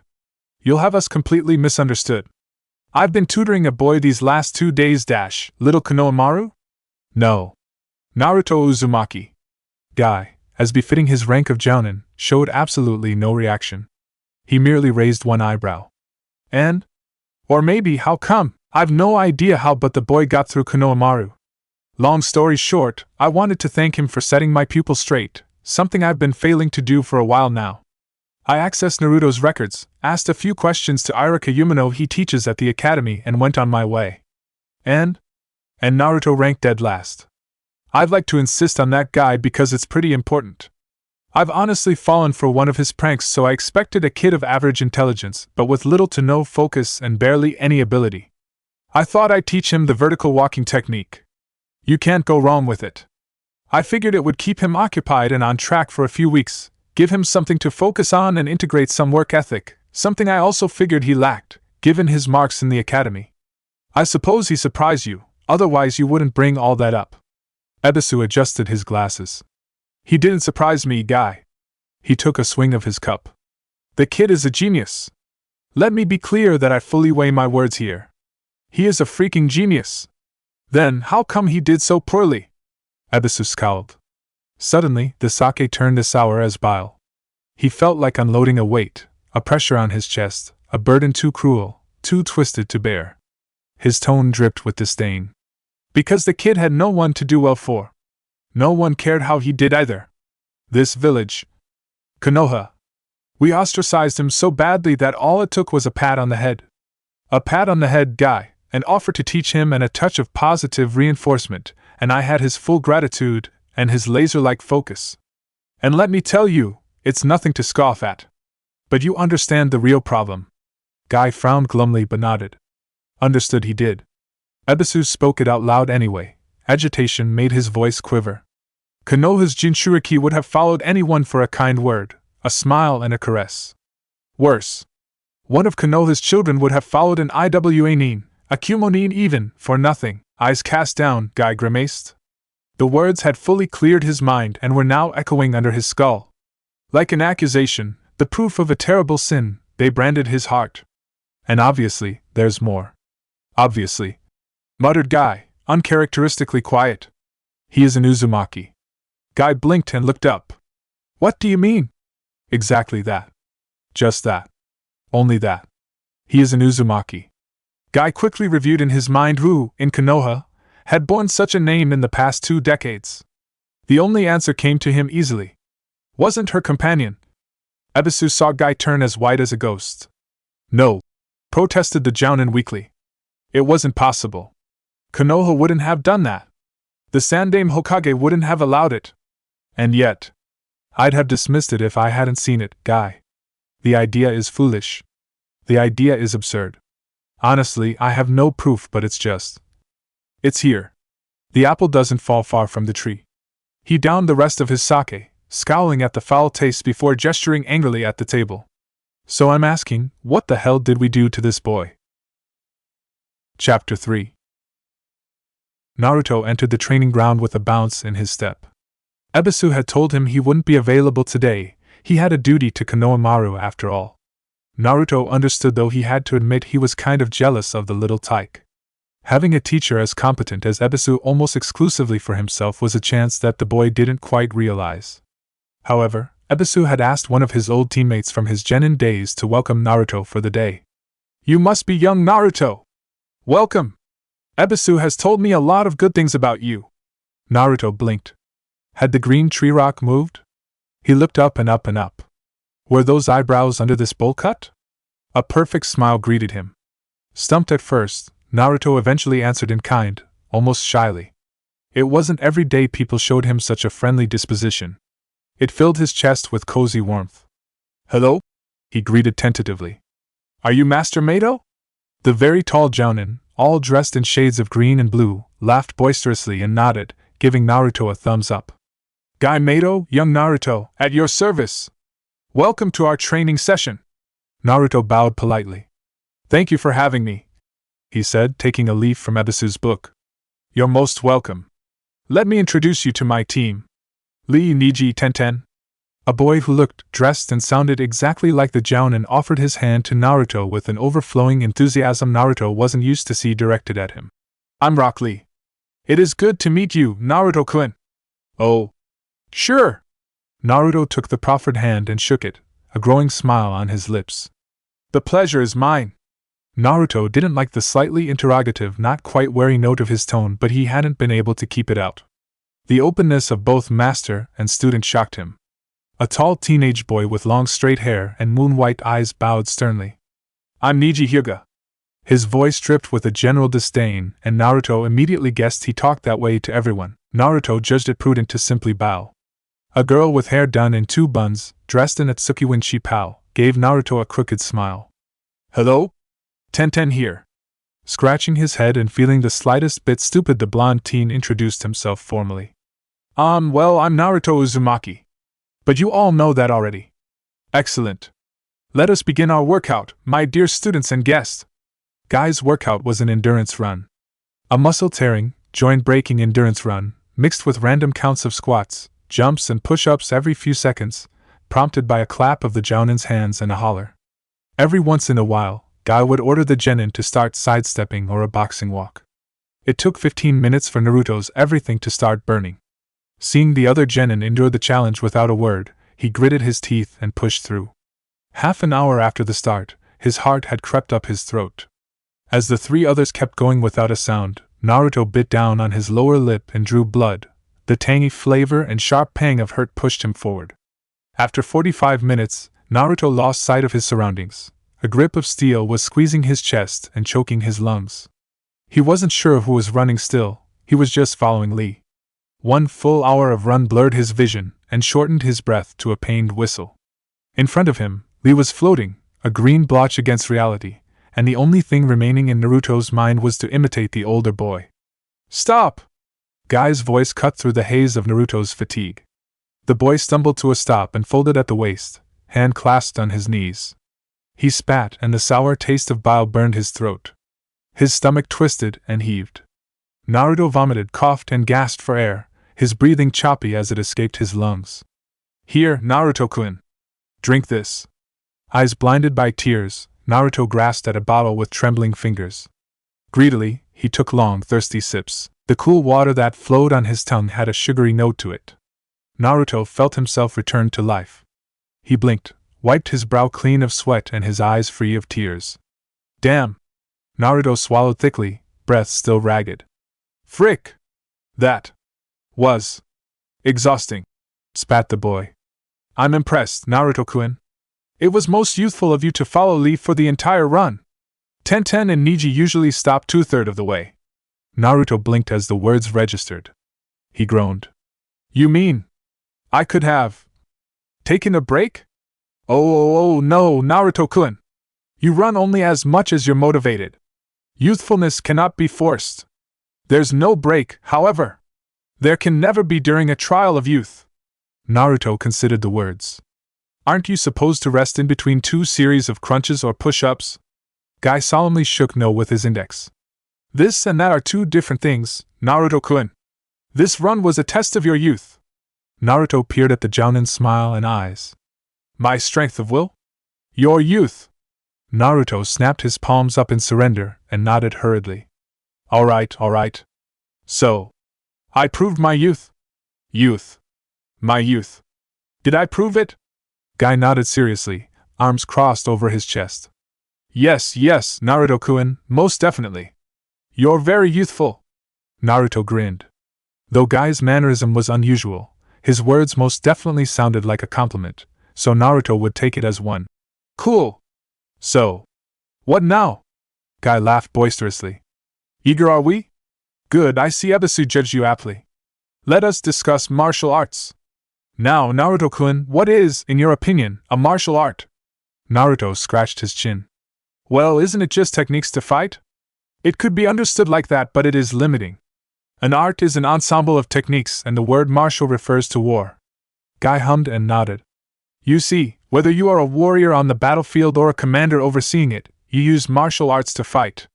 It isn't merely about ways to punch or kick, it isn't merely about defense and attack. It isn't merely about tactics and strategies. It is a way of thinking. A perfected martial art encompasses all of these points. Naruto allowed his gaze to wander as he mulled Guy's lesson. So, he probed, ninjutsu is a martial art? Excellent, Naruto-kun. Ninjutsu indeed is a martial art before all else. It encompasses different disciplines, different ways to fight, all resting on a foundation, a central pillar if you will, that is the way of thinking. Naruto shuddered a breath out and leaned back on his heels. What is it? Ninjutsu. It can mean the art of endurance. But another way to understand it is the art of stealth. These two ideas define what ninjutsu is. They define how a ninja fights. You should always keep this in mind, Naruto-kun. The boy nodded firmly, before he looked askance and scratched the back of his head. I'm not sure what it means, practically speaking. Guy's smile shone. No worry, Naruto-kun. That is why you are here today. Ebisu also told me you already have a grasp of these notions, so I'm sure you'll understand quickly. Suddenly, Guy dropped into a fighting stance. I specialize in taijutsu, but it is only one aspect of ninjutsu. Taijutsu itself possesses multiple facets: the strength, speed and endurance of the body, of course, but also the striking techniques to damage an opponent, the blocking techniques to defend yourself, the stepping techniques to evade, close in and build momentum, and finally, the chakra manipulations to augment all those aspects. Naruto felt his eyes swirl. All this was a lot to learn. Oh, okay? My style is named the Goken. It is built on the endurance interpretation of ninjutsu, like most taijutsu. It doesn't mean that it doesn't integrate the stealth aspect, however, it is simply a less prominent part of it. The strategy of Goken is simplistic. It overwhelms opponents with an assault so great it cannot be weathered. Naruto nodded, more out of politeness than actual understanding. Guy smiled. It will make sense, Naruto-kun. Ebisu told me you studied strategy with him? Yes. We did a wargame. It was pretty fun too. Taijutsu is much like a wargame. You must defend, attack, feint, trap and dodge, but instead of commanding soldiers, you command yourself. Commanding yourself requires discipline. Discipline requires exercising. Naruto's lips arched into a silent "oh" of comprehension. That's why you run so hard then. Yes, Naruto-kun. But you haven't seen the start of my training regime. Naruto returned home that evening with the distinct impression that he had been put into a dryer. Strained to the limits of what it could bear, his entire frame hurt. His muscles and joints burned with a tiring but enjoyable heat, one that spoke of pain but promised gain. Still, as soon as he saw his bed, Naruto fell face first on it, barely taking the time to shed his dirty clothes and foregoing dinner entirely. He slept like a log. Naruto woke up feeling refreshed. For a while, he drowsed within the comfort of his sheets, allowing his mind to wander. Early morning, however, was a time of vulnerability and his gaze eventually turned inwards. Naruto winced. He didn't like looking at his heart. For as long as he could remember, his chest had always hurt, lanced through by his loneliness. Over the years, this wound that couldn't bleed yet refused to close grew to become a gaping pit. On the surface, this hollow was filled with sharp thorns. It was the frigid rot that lay underneath, this malice constantly boiling and ready to surge and scorch everything that Naruto feared. A part of him lurked beneath, gnawed at by scalding anger and frozen hate. Naruto feared this ghost. It was vengeful, violent, and he knew instinctively that nothing good would come out of indulging in it, no matter how tempting. Naruto feared his heart, frightfully aware that what dwelled within reeked of a purpose too terrible, too terrifying to be heeded. Hence, he'd rather ignore it entirely and look outward, distracting himself from it with pranks, boasts, or training. Mizuki's taunts had almost caused Naruto to abandon himself to the hurt deep in his core, but Iruka's words had caught him on the edge. Afterwards, something had changed. A fuzzy warmth radiated from a fragile beacon. Like some incongruous flower blooming in a field of barren rocks, this cool ember shone amidst the bleak gray of his chest. The heat didn't hurt nor did it threaten. On the contrary, it felt pleasant and safe. Naruto didn't have to dread this sentiment. He could fully embrace it, and every time he did, it appeased a lifelong ache, years of cruel whispers, scornful looks and demeaning gestures. Iruka calling him a human, Konoha acknowledging him as someone deserving of respect, and finally, Ebisu, who he pegged as a stuck-up pervert, helping him get better, even Guy who'd taught him for a bit. Naruto knew he owed this little flame lit inside him to these people as well as to a measure of truth. Knowing had a soothing effect. He didn't like looking at his heart, but over the weeks since the night of his graduation, doing so had become less insufferable. Naruto rolled out of his bed with a slight smile on his lips. Under him, the floorboards creaked as he got up and stretched. He was slightly sore, in a good way, from exercising with Master Guy the day before. Truly, the green-clad, bowl-cut jōnin was a fearsome individual when it came to physical training. Once he felt limber, Naruto promptly straightened his sheets and opened the window of his room to let the breeze in. Naruto inhaled the fresh air of the late dawn. Ebisu had recommended that he extend discipline to any aspect of his life that might need it in order to further strengthen his work ethic. "It doesn't mean no fun," the man had said. "It means no mess." Following the advice, Naruto had tidied his flat with the help of a pair of shadow clones, and he had to admit, the cleanliness felt pleasant. His little home seemed much nicer now that it wasn't a dump but merely old. More than that, Naruto felt a quiet pride at the sight of his pristine apartment. He had done it, and it was a job well done. Ebisu had encouraged this kind of self-respect, warning Naruto to limit it but not discard it altogether. Quickly, the boy went through his morning routine, careful to swipe, sweep and dry after his passage. Keeping things clean was much easier than scrubbing them once they were caked in filth. Naruto donned a light blue workout outfit and exited his flat. Konoha was quiet. The sun was rising behind the Hokage mountain and the sky had taken on some golden and violet hues, reflected by curly strips of clouds. Naruto breathed in deeply. The air tasted crisp on his tongue and rolled out of his lips as vapor. Autumn was well on its way, and though it was generally mild in High no Kuni, the rains would come soon. Naruto headed north on a jog until he reached the Hokage Tower. The rotund red building sprouted like an onion bulb underneath the Hokage monument. Carved out of a cliff, the busts of the 4 Hokage, past and present, overlooked Konoha. Naruto spared the statues a pensive glance as he ran. This short week of crash courses had somewhat cleared up his notion of what life as a shinobi entailed. Without necessarily being ashamed of it, Naruto had to be honest. He had romanticized what being a ninja was about. Ebisu had assured him it was the case for many students and newly minted genin, but Naruto had been a bit different. There existed no present without a past, no effect without a cause, no tree without roots. In order to go anywhere, people had to come from somewhere. Existence was a web spun out of aspirations, knowledge, friendships and blood ties, and while Naruto had heard how limiting all this could be, it first and foremost served as a force that pushed people towards their future. Naruto had none of that, and until a week ago, he had been denied at every turn. For him, the castaway of existence, becoming a ninja, was his raft. In the endless void of his loneliness, becoming a ninja was the wreckage he clung unto.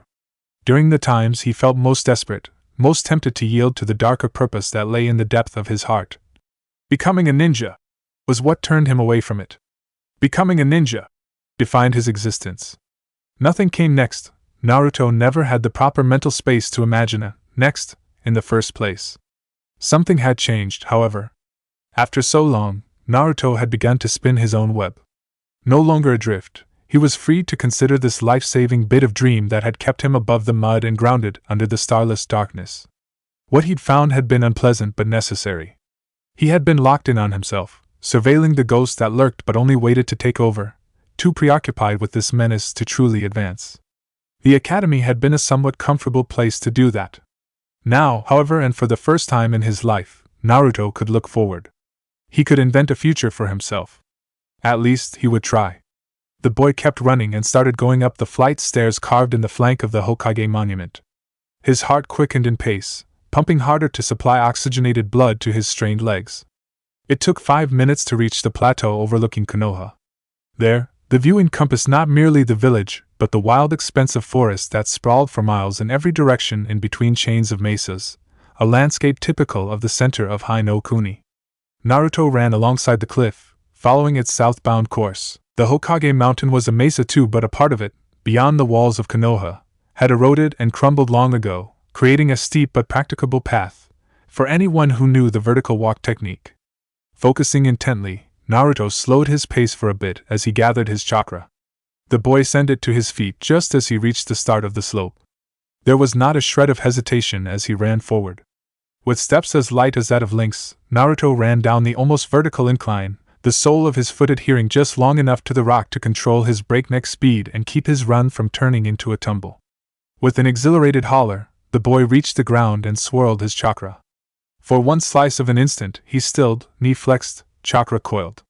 With a burst of power, Naruto converted his full momentum to a horizontal vector.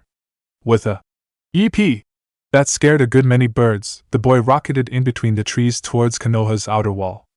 Progressively slowing down, Naruto ran around the southern rampart until he reached the main gate. There, Kotetsu and Izumo stood, watch, in a little booth. In other words, they were playing a card game. Naruto liked the two Chunin. They were easygoing and didn't look at him as if he had killed their mother, so there was that. "Genin Uzumaki coming back from his morning run, sirs," he announced. Yeah, whatever," chewed Kotetsu. "Go take a shower, I can smell you from here." Naruto blushed a bit, swallowed the words on the tip of his tongue and hit a rude gesture under a sloppy salute before he continued his jog. "What did you tease the kid, Ko? He doesn't smell." "Because I'm losing, Izumo." "Fuck you. Sore loser," howled Naruto from afar before he darted away with a grin on his lips.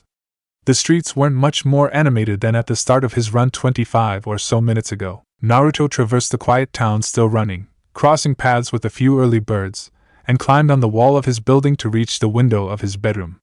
Carefully, he stretched for 5 full minutes before he created a clone, discarded his clothes and went to take a shower.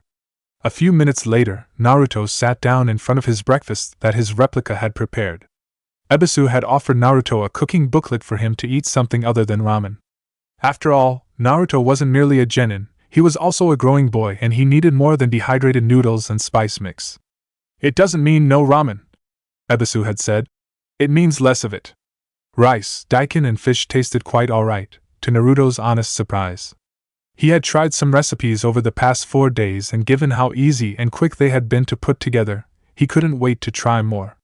Sure, it was still faster to boil some water and pour it into a cup of instant ramen.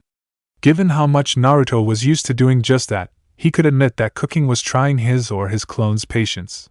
However, he'd discovered that the pride of working on his meals was only second to hunger to spice them. Dishes done, Hittite around his forehead and sandals on his feet, Naruto departed for the academy. Today, finally, was the day of the team assignment.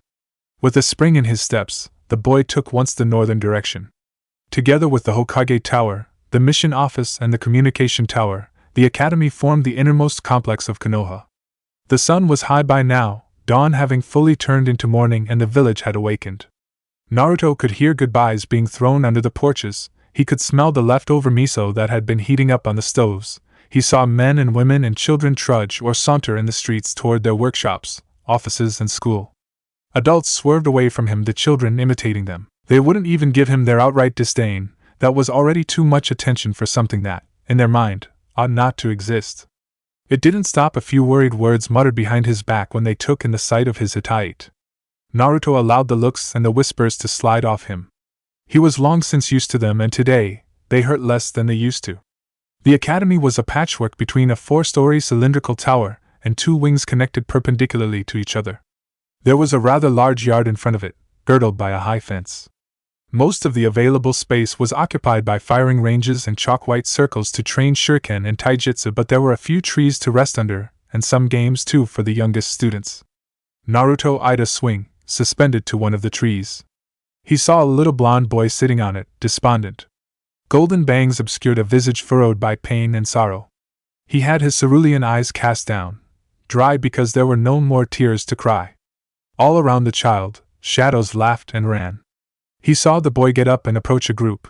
As if pushed by an invisible force, the shadows swerved away, apart and further from him, their hollow mien upturned by cruel smiles, lips vomiting poisonous taunts. "My mom says he's a monster! Don't get near us, monster! Go and disappear, no one wants you here!" The rhyme echoed, sung by a dozen voices, the shadows having formed a circle around him, dancing, too close to remain unheard yet too far to be unmasked. "Monster, monster, he's a no-good monster!" Indistinct presences watched from afar, hate twisting their faces into savage sneers. Too frightened to allow their resentment to turn into violence, too cowardly to let it go, feeding off the boy's misery to appease their woes, like putting an anesthetic poison on a festering wound. Merely children playing, they'd say, despite never suffering any other child being the target of such games.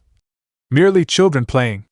Naruto blinked. Sharp pain in his hand brought him back to the morning hour, and the deserted courtyard. He looked at his right palm and saw that his nails had cut through the skin. Idly, he walked to the outdoor sinks that they used after any pee. He exercised and rinsed the blood before he entered the building. Under his foot, the floorboard squeaked. Out of habit, Naruto propped himself on the tip of his toes and tried to walk without making a sound. The endeavor was proving fruitless as it had for 5 years when an idea struck the teenage boy. What would happen if he threw a tiny weensy bit of chakra into the mix? Focusing on his inner maelstrom, Naruto sent a trickle of power to his feet. The goal wasn't to stick but to smother any sound. Floorboards creaked because they moved and bent under his weight. What if he adjusted the chakra flow so that it spread his mass so thinly, no board would shift? Carefully, Naruto experimented with his energy, alternatively raising and lowering the output as he slid forwards, step after step. For over an hour, Naruto stalked up and down the deserted hallways, trying to make his gait soundless. As he progressed through his self-imposed exercise, he tweaked it further and further. His clothes rustled, his breathing whistled, the air around him shifted. Was he always this incredibly loud whenever he moved? Was everyone? He was 2/3 on his 18th try when suddenly, all Naruto could hear in the hallway was the songs of the birds outside. Broken out of his focus, he took a tentative step. The floor protested the shift of his weight, the air murmured at his passage, his clothes rubbed wrong against his skin. Naruto frowned, focused and took another step. Nothing. A third. Silence. He walked down the hallway like a revenant, in absolute quiet. He grinned. With a double pump of his hands, he jumped. Yes! The floor squeaked, but he didn't care. With a self-satisfied smile, he ran down a few sets of stairs and pushed the door to his old classroom open and walked in. Most of the graduates were already sitting inside, all harboring a gleaming Hittite. Naruto deduced that he had probably missed them coming in, too absorbed by his new technique. Which begged the question, what should he name it? Though he probably couldn't claim to be the inventor of such a skill. Other ninja had most certainly already invented a way to walk quietly, given their line of jobs. Given it was inspired by the vertical walk jutsu, it was safe to assume the name was silent walk jutsu or something. Boring people and their boring names. Oi, Naruto, what are you doing here? Class is only for those who pass today, not for losers like you. Mocked another Genin Taro or maybe Teiko. Naruto had never really bothered learning the names of any of his classmates. They had never been the least bit friendly with him. Naruto swallowed the sudden urge to slap the boy silly and smirked instead. I didn't know they allowed blind people to be shinobi. He pointed at his forehead. If you can't see my Hittite, maybe you should hand yours over. Loser. Pff, yeah, as if. I'm sure it's a mistake you even got one and Irika-sensei is gonna ask you to give it back. It's Irika's own headband, you idiot. See the scratches? He gave it to me himself. Now shut up, growled Naruto. Oh, what if I don't? Tora maybe taunted. Don't get high and mighty. You've always been a loser, you'll stay a loser.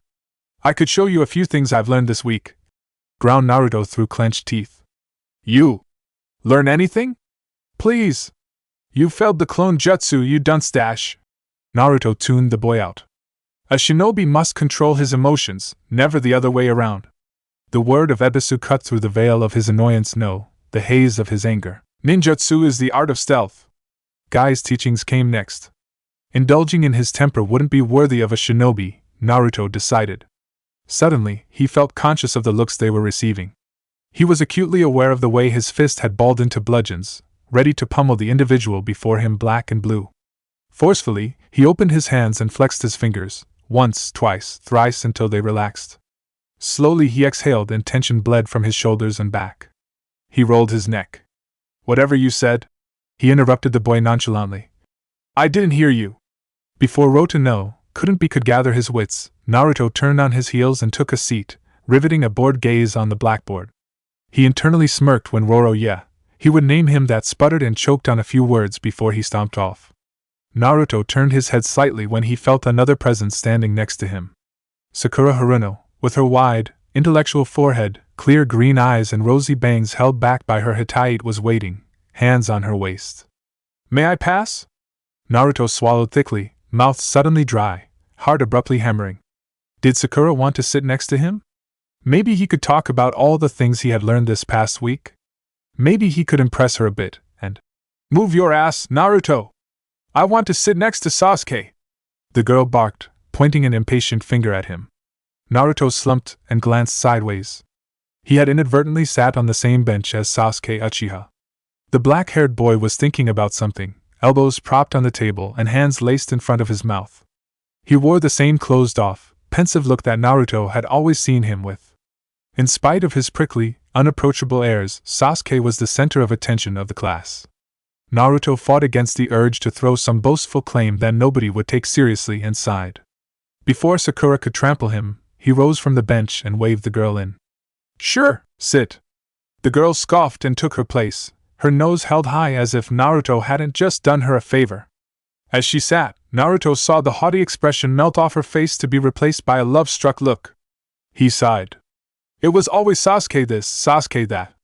Sasuke was the strongest, the fastest, the most handsome, in a word, Sasuke was the best. Sasuke was also a grade A jerk, but people didn't seem to care. It hadn't always been the case, but since a few years back, the boy wasn't friendly in the least, always spoke curtly as if he were wasting his time, couldn't take a joke to save his life and was the sorest loser Naruto knew. Naruto balled his fists tight until his knuckles turned white. He hadn't always been abrasive. Long ago, he had tried hard to make friends. No matter what he did, the other children had always blown him off. My mom told me to stay away from you, were words carved in Naruto's heart by tongues sharper than knives. The first time they had called him a freak, Naruto was 6. He had cried. After that, Naruto had sworn to himself he would never suffer such humiliation again. He had built himself an armor of coarseness since then, one he didn't dare abandon. Now people used his rudeness and his troublemaking behavior to justify staying away from him. They didn't mind if it was Sasuke. Naruto knew why now. The sheer unfairness of it all filled him with a burning feeling that begged to be let out. Naruto mentally chanted Ebisu's words like a mantra. He was a shinobi now. He wouldn't cause a scene like he used to. Meeting Team Guy had also opened his eyes as far as heartthrobs went. There was one every year and they were apparently all made from the same mold. It put things into perspective. Naruto forced himself back down, arms slack, and lay his head flat on the table. Chatter soon filled the classroom around him, newly minted jōnin happily sharing the feats they'd soon accomplish. Attention, the stern greeting, delivered like a whip lashing, froze the entire assembly. Naruto straightened and looked at the desk, where Iruka stood, hands on his hips. The teacher had only ever looked like that on the days they practiced formal stances. All jōnin stood and bowed slightly. At ease. Sit down. Iruka cleared his throat. Good. You're all full-fledged shinobi today. However, in the ranks, you're mere jōnin, mere novices. Believe me, challenges greater than you can imagine lie ahead of you. Next, you'll be formed into 3-man cells and assigned various tasks on behalf of the village. To guide you through these duties, a jōnin will lead and mentor you. Keep in mind these teams were built to be balanced. Listen well because I will not repeat. One by one, Iruka listed all the teams until Team 7, Sakura Haruno, Naruto Uzumaki Dash. Twin cries of depression and happiness respectively followed the announcement. And Sasuke Uchiha. Naruto felt himself choke. He stood ramrod straight, unable to contain himself further. Iruka-sensei, please! He pointed a sharp finger at Sasuke. I can't stand this jerk. You can't do this to me. Plus, I progressed a lot since graduation, I did. Iruka sighed. Naruto. The idea is for the teams to be balanced, that's why you're together. Sasuke scored the highest. You are dead last. Naruto gaped like a fish for a second. Words burned his tongue, words that tasted like bile, words he knew he'd regret if he spewed them now. He swallowed them and plopped back down. Whatever, hummed Sasuke in sheer disinterest. Just don't drag me down. Dunce. Naruto carefully looked away, lest the lid he had firmly pressed on his anger tip over and let it all boil out. I'll introduce you to your instructors this afternoon. Until then, you're dismissed. Hours later, Naruto lay sprawled on his bed. Their instructor, one Kakashi Hatake, had made them wait for 2 hours. Naruto could have practiced the jutsu instead of waiting like an idiot. The man hadn't even apologized. Then, he had gathered them on the roof for an introduction. When asked to share, the jōnin had served them a whole lot of nothing. In exchange, Naruto had babbled some nonsense about liking instant ramen, dislinking the time it took to cook them and dreaming of becoming an expert on instant ramen. Won't give, won't receive. The icing on the cake was the news that, apparently, none of the newly minted jōnin were actually jōnin yet. They had one last test to pass, one with an abysmal rate of failure, to prove they truly deserved their Hitite. If Kakashi were to be believed, the academy examination was just to weed out the desperate cases. Naruto had an unpleasant inkling concerning the man's behavior, a nasty whisper that nagged him from the back of his mind. He didn't want to consider it, but he knew he had to. Mizuki had happened, after all. Ebisu-sensei could have warned me, grumbled Naruto in order to distract himself from the somber thought. He fully understood the point of not telling any of the graduates. He had learned about psychological warfare with his temporary teacher, after all. They would have each of their skills and weaknesses evaluated, according to the Hataki. Naruto considered the words and tried to apply them to himself with honesty. He sighed. There were so many things he sucked at. Ebisu had helped like no one before ever had, and Naruto was nothing but grateful, but he was far from having shored up each of his flaws. He considered what he knew. His taijutsu wasn't too bad, according to Guy, which was grown up for. It's average and you need to work on it. His ninjutsu was league better thanks to his growing mastery of the vertical walk technique, but not very diverse. He knew the transformation, the centerfold variation, the substitution, and the shadow clone. That was it. His genjutsu was better left buried. According to Ebisu, he had a good tactical and strategic mind, but Naruto wasn't certain how it'd hold up against a jōnin. He had seen Guy. His prank against Kakashi might have worked, but that meant nothing. Naruto wouldn't be caught judging a book by its cover. Suddenly, the shadow clone he had tasked with preparing his weapons dispelled. Naruto grumbled and got up, swearing a few choice words about his clumsiness. How was he supposed to know what went where if they didn't report? He entered his kitchen living room and immediately knelt next to his weapons rack. Taking a holster, he opened it. Naruto was kicked in the teeth by the abrupt realization that he knew exactly what was in the pouch. How the… Wait! A shadow clone suddenly phased in existence next to him. The replica nodded, returned to his bedroom, rummaged there for a few seconds and dispelled. Naruto straightened like a coil, walked in his room like a robot, opened a random drawer and found his Hitite. He had created the shadow clone with the order to hide it. He gathered the headband in his hands and looked at it intently. Slowly, a smile uncurved his lips. Another shadow clone appeared, took the Hitite and went to the kitchen with it before it dispelled. Again, Naruto made a beeline for the hiding place, in spite of the fact he should have had no idea where it was. His eyes went wide. Oh shit! How had he not realized it yet? He replayed the last few days in his mind. By an extraordinary concourse of circumstances, this ability of the shadow clone jutsu had never kicked in. Always he had ordered them to do stuff and had found the stuff done, unsurprised. Command, information and observation had probably overlapped. Why had Ebisu not told him? Either the man didn't know Naruto knew the shadow clone jutsu, specifically a possibility, or he had assumed Naruto knew everything about the technique already. Bouncing on the balls of his feet, Naruto shook from excitement. He knew what his replicas knew. What did it mean? Could they scout? Given his experience just now, yes. Could they learn, however? Or maybe train? He held his breath in and exhaled after a second. He had to test it. He had to be careful as well. This was a jutsu from the Scroll of Seals, meaning this facet of it could be dangerous. He was more or less immune to the mass version of the technique thanks to his endless well of chakra, but it didn't mean anything regarding this memory transfer. Naruto slapped his cheeks. He had to remain calm and focused. He tested the limits of the shadow clone jutsu after passing Kakashi's test. Chapter 4. There were 2 little bells and a timer. Kakashi had told Naruto, Sasuke and Sakura that they had to get 1 bell each to become actual, full-fledged jōnin, meaning one of them would necessarily fail. Naruto had a sinking feeling about that, one he didn't want to entertain, but that nagged him almost painfully nonetheless. Given the failure rate was 66%, it meant another could fail too, but 2 bells represented a 66% chance of success. It didn't add up and Naruto didn't like it. He didn't like it at all. Also, they would have no lunch if they failed.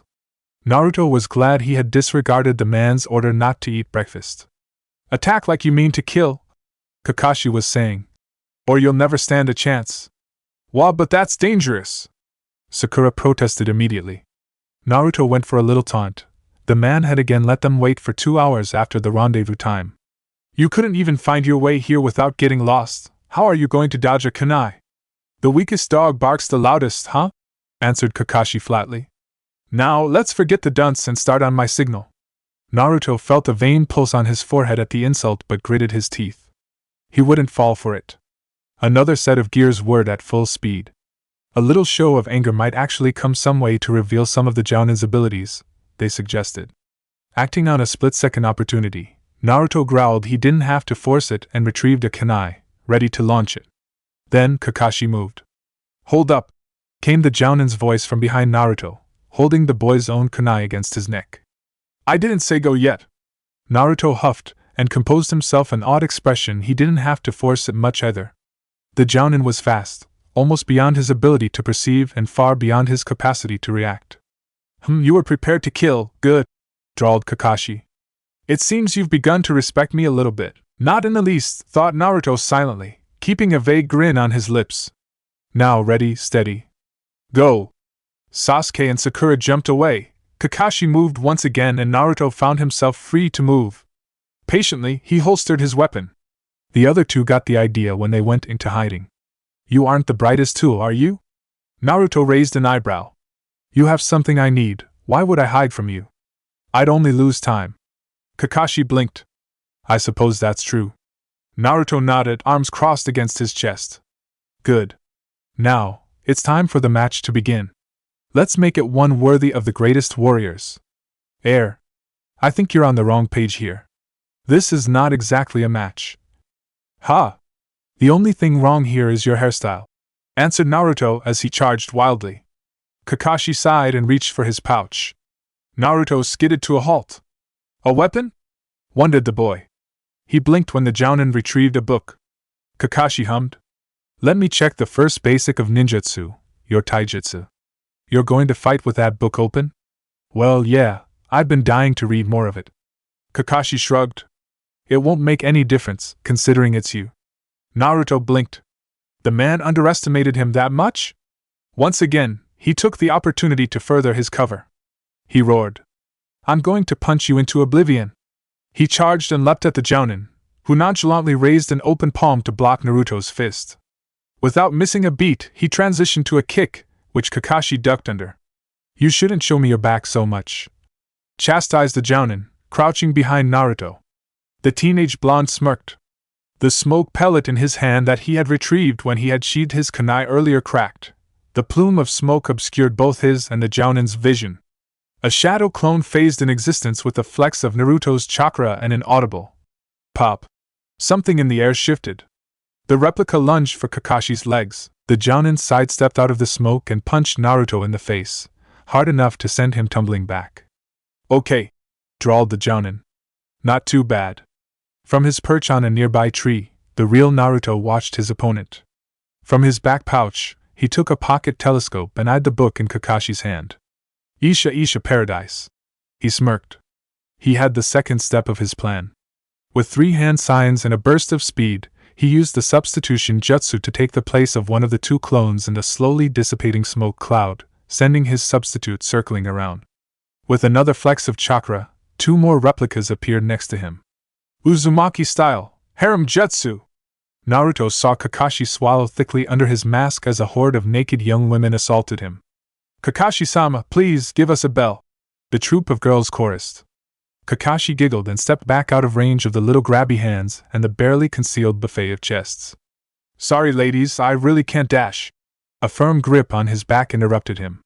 Naruto was latching onto the man, a grin all over his face. You shouldn't show me your back, Hatake, whispered the boy. The harem dispelled, leaving only wisps of smoke behind.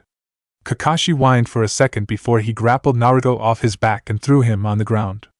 The boy disappeared in a puff of smoke. Out of the tree-line, Naruto walked smugly towards the Jounin. I'd like a bell, Hatake. Kakashi eyed the boy. No. Naruto retrieved Isha paradise from his pouch and sighed. It would be a shame if something happened to this book of yours. Kakashi froze before his shoulders slumped. You savage! Don't you know books are sacred? Is this book worth a bell? The jōnin sighed and shook his head. No, I won't fall to blackmail. Do what you must, I'll buy another one. Naruto smirked wider. So I can have this book? Yes, good.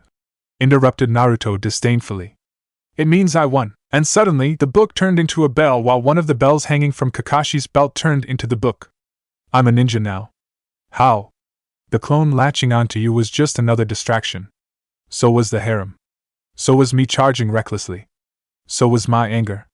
Naruto rubbed his chest contentedly, a smile crinkling his eyes shut before he threw a look at the jōnin. You got played, Hatake? I didn't even have to go for the kill. Kakashi stared at the bell in Naruto's hand. He stared at the book hanging from his belt. Then back at the bell. Discreetly, he swept a finger against the book, pulsing his chakra slightly, checking for a transformation jutsu. Finding none, he sighed. Well done, I suppose. What are you going to do now? I think I'm going to go eat one of the lunchboxes you prepared for us. Kakashi moved. Before he could blink, Naruto found himself in a headlock, a kunai under his throat. You didn't think I'd just let you go, did you? Whispered Kakashi harshly. After you gloated like that? The timer isn't over. If you can't keep your bell, you don't pass. Naruto tensed. What? You never told us that. I'm the jōnin here. My word, my rules. Faye, it's just because you lost, and you don't want to admit it. You need to look at the meaning hidden underneath appearances. There's no losing until one of the opponents is down in a shinobi battle, exclaimed Kakashi before kicking Naruto away harshly, having secured the bell once more. The boy thumb led away in a cry. Kakashi swore under his breath. Having any of the jōnin getting this close to getting a bell certainly wasn't supposed to happen. And Naruto, out of the three, definitely wasn't supposed to be strong enough to succeed. The boy had ranked dead last. Kakashi fell on Naruto and wrapped him securely in a rope. As he straightened to his feet and before he could fully gather his wits, however, a hail of kunai bore on him. Faster than the eye could blink, he left a log in his place. Deep within a bush, he eyed the place the knives had flown from. He had 2 more prospective students to school. 10 minutes later, after Sakura got caught in an illusion and Sasuke got trapped in the ground, the timer rang, signifying the end of the exercise. Kakashi promptly tied Naruto to one of the 3 wooden posts standing in the training ground. Sasuke and Sakura sat on either side of him. All 3 teens were dirty, defeated and audibly hungry. Listen to these stomach growling, you poor things, drawled Kakashi, shoulders slouching and arms nonchalantly crossed over his chest. So, I have an announcement to make concerning this exercise dash. Hold, said Naruto. Kakashi blinked. Sakura blinked. Sasuke twitched. All 3 swiveled their heads in the direction of the voice, which hadn't come from the one Naruto tied to the hitting post. With a smirk, the boy disappeared in a puff of smoke. Instead, another blonde boy exited his cover, a dense bush a few feet away from the group. His outfit was smeared in mud, twigs and leaves. He had smeared some berry juice all over his face to obscure it, and was wearing his hitai like a bandana to cover his blonde hair. With a satisfied smirk, Naruto stood before Kakashi and motioned to the bells on his belt. The clock has rung. Check them again. Kakashi stiffened, a cold sweat rolling down his spine. He pulsed a minuscule amount of chakra against the 2 bells.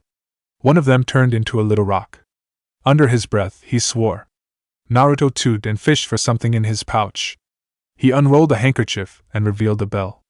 The boy pulsed chakra in the trinket, made it tinkle and threw it up and down.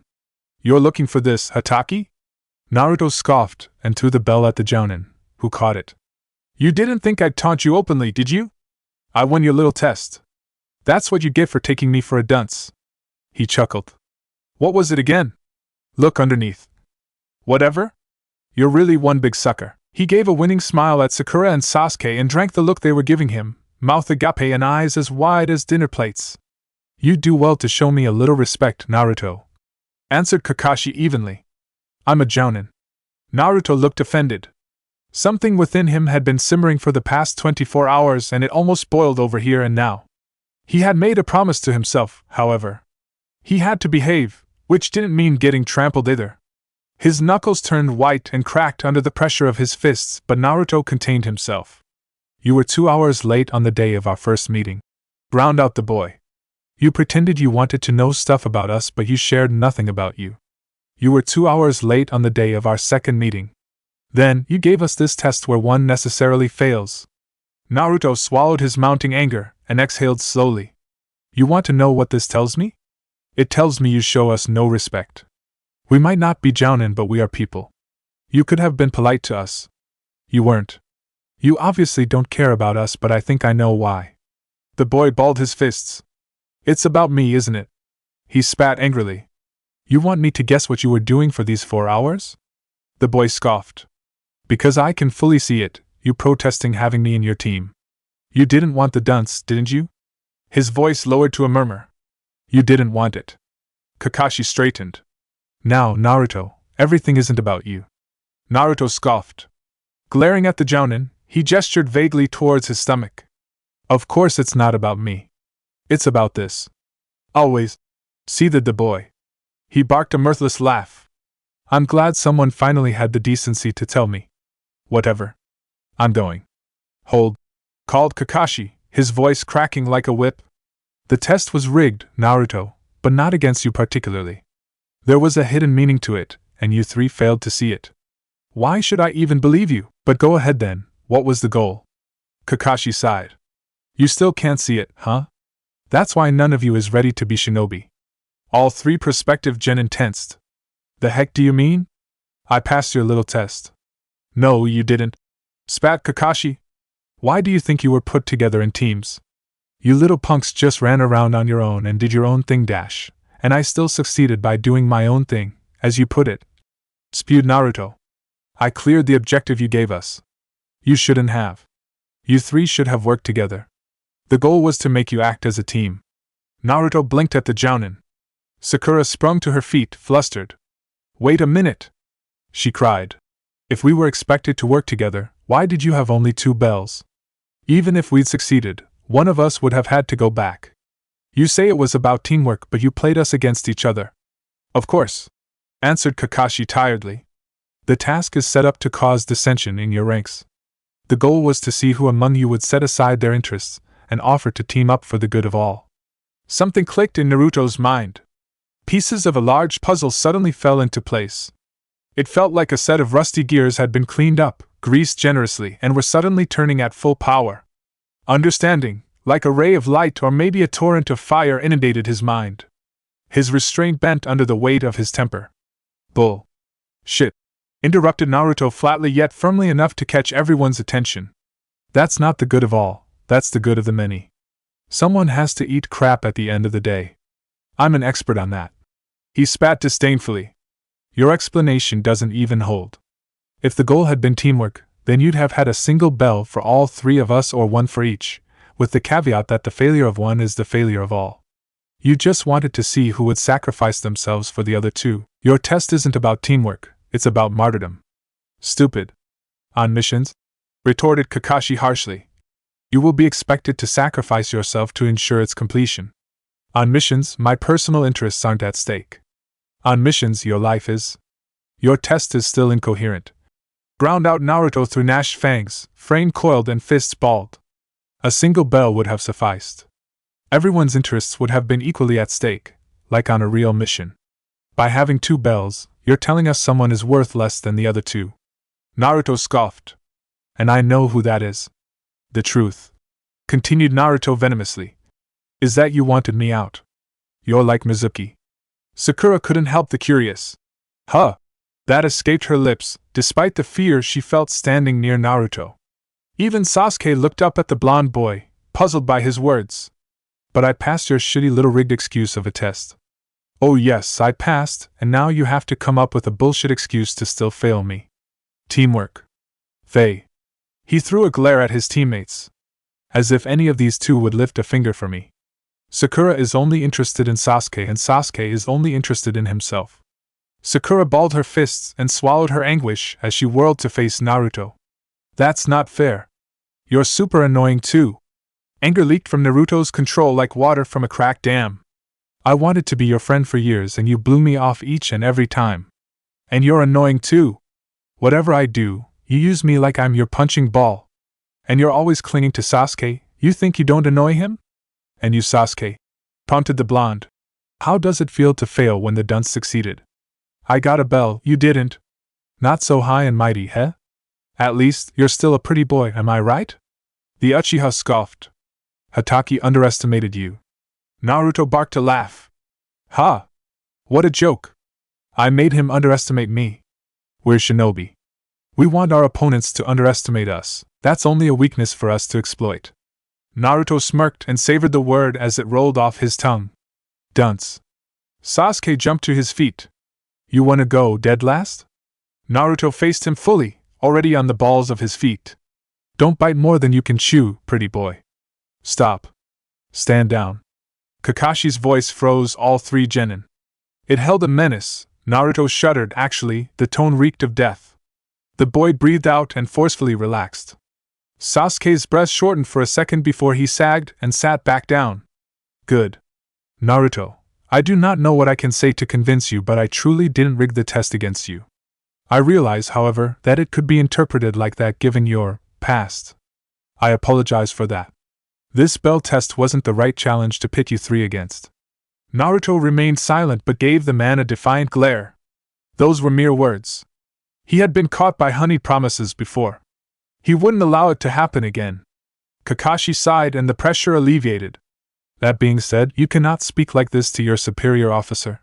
No matter your misgiving, there's a difference in ranks and you should respect it. You mean like you respect common manners? Snarked Naruto. Do what I say, retorted Kakashi with an eye smile.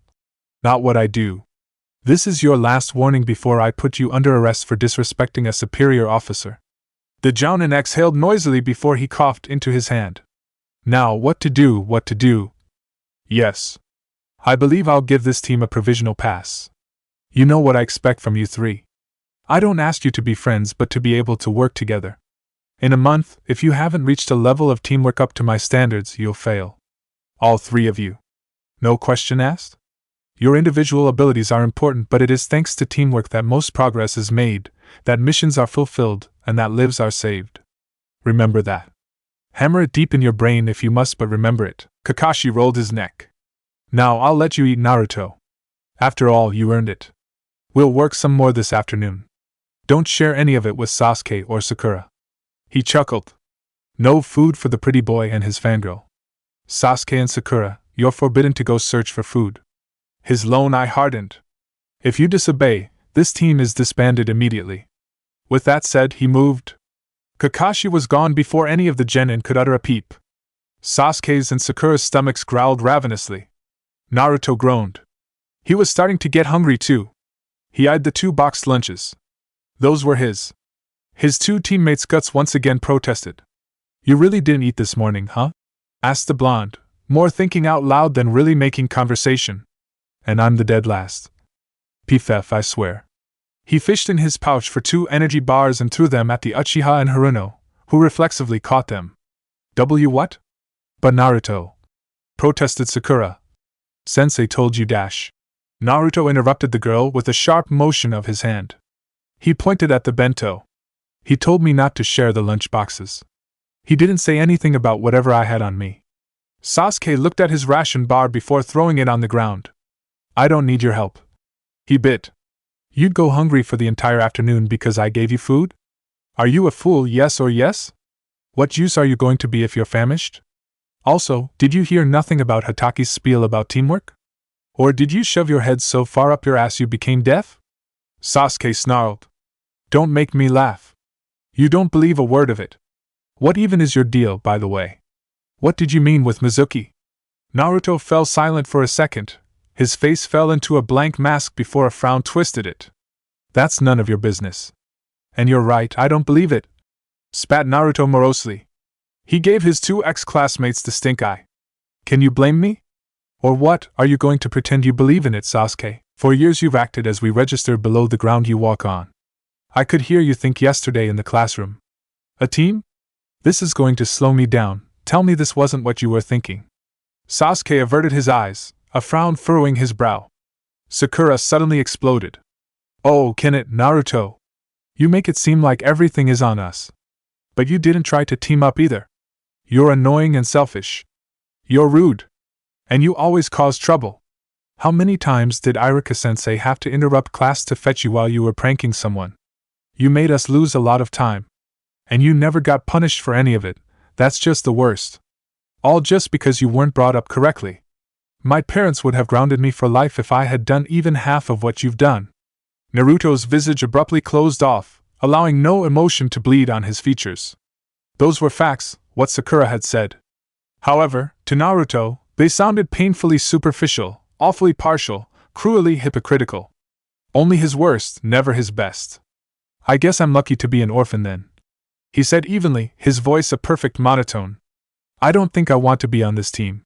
Sakura paled as she realized what exactly she just said. She slapped both her hands on her mouth, her angry mien slowly decaying into an expression of sheer incomprehension and regret. How could she have spoken such things? Sakura tried to speak but no word came to her. Her mind drew a blank for the first time in a long while. Naruto turned on his heels and walked away, straighter than a pole. Sasuke rose to his feet, clutching the ration bar in his hand. "I guess I'm lucky to be an orphan too," spat the Uchiha boy. He sneered at Sakura. "You make me sick." Having said that, he stalked after Naruto. Naruto was well out of the training ground when a voice called out to him. "Wait." He stopped, swallowed the knot that kept his throat tied shut, and unclenched his fists before he turned around. He saw Sasuke walking toward him, eyes narrowed and looking sideways, a pout on his face and an embarrassed blush faintly dusting his cheekbones. The Uchiha opened his mouth once, twice, thrice before the words tumbled out. His tone sounded grouchy, reluctant yet still somehow sincere. "You were good against Hatake." Naruto blinked before he looked away. "Thanks, I guess." Sasuke sighed, shuffled from one foot to another, tapped his heel against the ground and looked up. Why was it so hard? Oh, right. He didn't like speaking about it. Every time he did, it felt like a grinder was mangling his heart. There's. The Uchiha boy scrunched his eyes shut. He felt his nails cut the skin of his palms and realized he had tightened his fists without meaning to. "There's this man I must kill," he whispered harshly, a scowl marring his mien. "I can't. It's not that you rated too low. But I must kill him. I must become better." Naruto heard the unsaid words. "I don't have time for anything else. I can't afford to take it." They stirred a sharp sentiment of jealousy. Sasuke was so driven. Naruto had always envied that, in a way. Sasuke walked a straight, well-defined path. He knew where he was going. He wasn't floating aimlessly like Naruto.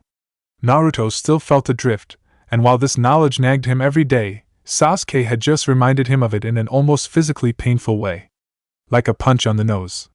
Mizuki's betrayal, Iruka's rescue, Konohamaru's admiration and Ebisu's help, all these things had put things in sharp relief.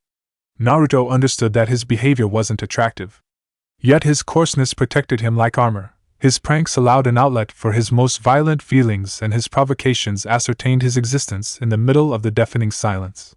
His behavior had been a necessity.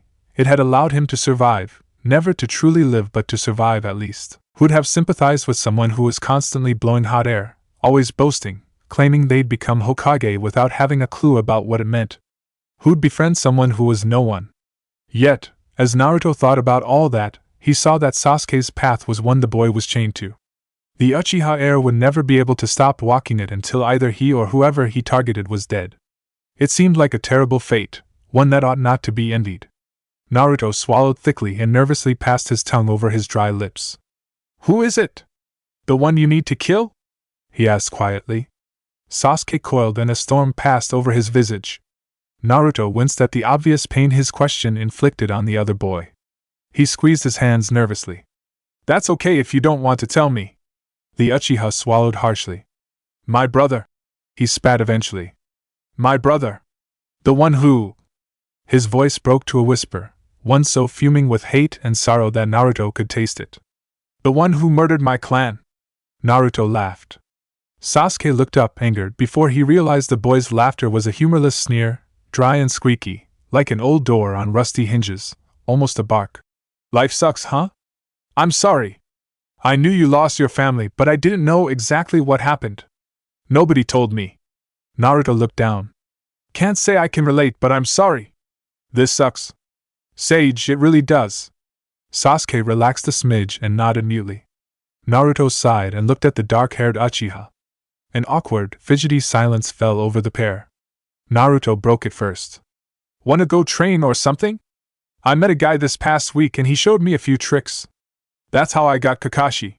Sasuke gaped at Naruto for a second before he clicked his jaw shut. "You?" he asked incredulously. "Teach me?" Naruto looked askance with a pout on his lips. "What? I ain't good enough, is that it? If you don't want to, that's fine," he grumbled. "It's just my taijutsu blows, so I thought we could trade a few pointers." Sasuke's first instinct was to refuse. He had always trained alone, he didn't need anyone. Plus, what could the dead last offer him that he didn't already know? The same dead last who got a jōnin whispered a treacherous part of his mind, one he hadn't heeded in a long time. "Come on, accept it. Work with him. It'll be less LONELY." The word unraveled and shattered. He loathed that word. Sasuke gritted his teeth and pushed the thought away. "Fine," he barked. "But it means nothing, got it? We're just training." "What?" "TCH, I'm not asking you to be my girlfriend, Uchiha." "Blurg," spat Naruto. Sasuke's stomach growled. "Let's eat first," he mumbled crossly. "What about Hataki's order?" As he asked this, Naruto realized he had no plan to come back to the training ground and the bigot who pretended to be a sensei. So much for behaving, he thought wryly. Sasuke shrugged. At this point, whatever. Naruto followed Sasuke through the village's streets. People were giving them mixed looks, half curious, half poisonous whenever they thought Naruto couldn't see them. What was the last Uchiha doing with the pariah? Naruto chewed on his lips as they walked, remaining silent, fighting the urge to fill the quiet. Would Sasuke notice? Would he get back on his decision? The Uchiha heir seemed strangely used to the stares and the whispers, and Naruto eventually noticed that all those who refused to look his way smiled instead at Sasuke. These smiles dripped with something Naruto couldn't recognize, but it felt almost as unpleasant as the disdain he received, in a different register. They were sweetened to the point of being sickening, stretched so much, they obviously looked fake. When Naruto was shown nothing, carefully denied any sort of attention to his face, curses behind his back were another matter, Sasuke was showered in pity. The Uchiha heir stopped in front of a little stand, where he greeted an old lady curtly but politely. A few Ryo traded hands and the boy left with 4 rice balls in a little bag. "Let's go." 5 minutes later, Naruto had followed Sasuke in the forest surrounding Konoha, in a small clearing where a few targets hung from the trees. Entire braces of rusty kunai were sunk deep in the various bullseye. "That's where I train," commented Sasuke before he opened the bag and gave an onigiri to Naruto. Naruto stared at the rice ball. He looked up at Sasuke. "Well, come on," growled the grouchy Uchiha. "Take it. I bought it for you." Naruto peered at the boy's dark eyes. "Why? You got me a ration bar." "You didn't eat it," remarked Naruto. Sasuke snarled. "Whatever. If you don't want it, dash." Naruto swept the onigiri out of the Uchiha's hand and started munching on it. "Thanks," he mumbled, eyes cast down. The 2 boys ate in silence, savoring the filled rice balls. After rinsing their lunch with some water, both straightened to their feet. "How should we do this?" asked Naruto. Sasuke shrugged. "You wanted to train?" Naruto nodded. "Right. You want to learn how to walk on trees?" Sasuke gave the blonde boy an incredulous look before he scowled. "TCH, I knew you'd waste my time." "What? Fuck off, Uchiha." Naruto stomped towards a tree and started to walk up the trunk. "You already know how to do that, maybe?" The wide eyes of the Uchiha heir told him all he needed to know. Naruto snarled. "Yeah, that's what I thought." He climbed back down. "If you're going to be like that, I'm living." Sasuke mumbled something, brow furrowed, arms crossed over his chest. Naruto blinked. "What? I didn't hear you." "Sorry," repeated the Uchiha, his scowl deepening. "Wow. That's really that painful, huh? You know, you don't need to be an asshole, Sasuke. Being nice won't keep you from becoming strong enough to kill your target." Sasuke gnashed his teeth. A vein pulsed against his neck. Suddenly, he inhaled greedily and relaxed his shoulders. "You're right. I apologize," spat the boy. Naruto sighed. "Whatever." He gestured towards a tree. "The trick is to send chakra to your feet. Too much breaks the wood, too little won't do anything. You must keep focused and calm." When I learned, I used a leaf to keep me on track. Sasuke hummed. I see. What's the point? Naruto wiggled 2 fingers. Well, first, you'll be able to climb any vertical surface. Also, it's a great chakra control exercise. I've seen you use a fire jutsu against Hatake. After tree climbing, it should become more powerful somehow. Somehow. Naruto shrugged. Maybe you'll spare some chakra so you'll be able to do more. Or maybe it'll travel faster. Or become bigger. I'm not sure because I don't know the specificity of your fire jutsu. I see. Thanks. Naruto chuckled. That's way too many thanks coming from you in such a short time. Say that when you've mastered the exercise. Sasuke scowled. Just trying to be polite. Ass. You're the one looking constipated every time you say thank you, Sasuke. Well, you look like you're getting a tooth pulled when you say it. Fuck you. Naruto barked, but there wasn't any heat behind the words. Sasuke smirked. Show me your shuriken jutsu. It was horrible in the academy. No offense, he added unconvincingly. Naruto retrieved a few throwing blades and aimed at a target. Sasuke's hand falling on his arm interrupted him. What? Who even taught you something like that? Naruto scowled. The teachers? In the academy? Sasuke silently stared at Naruto for several seconds. Whatever. He took a few throwing weapons and stood next to the blonde boy. Watch. Imitate. Shoulder slack, relaxed.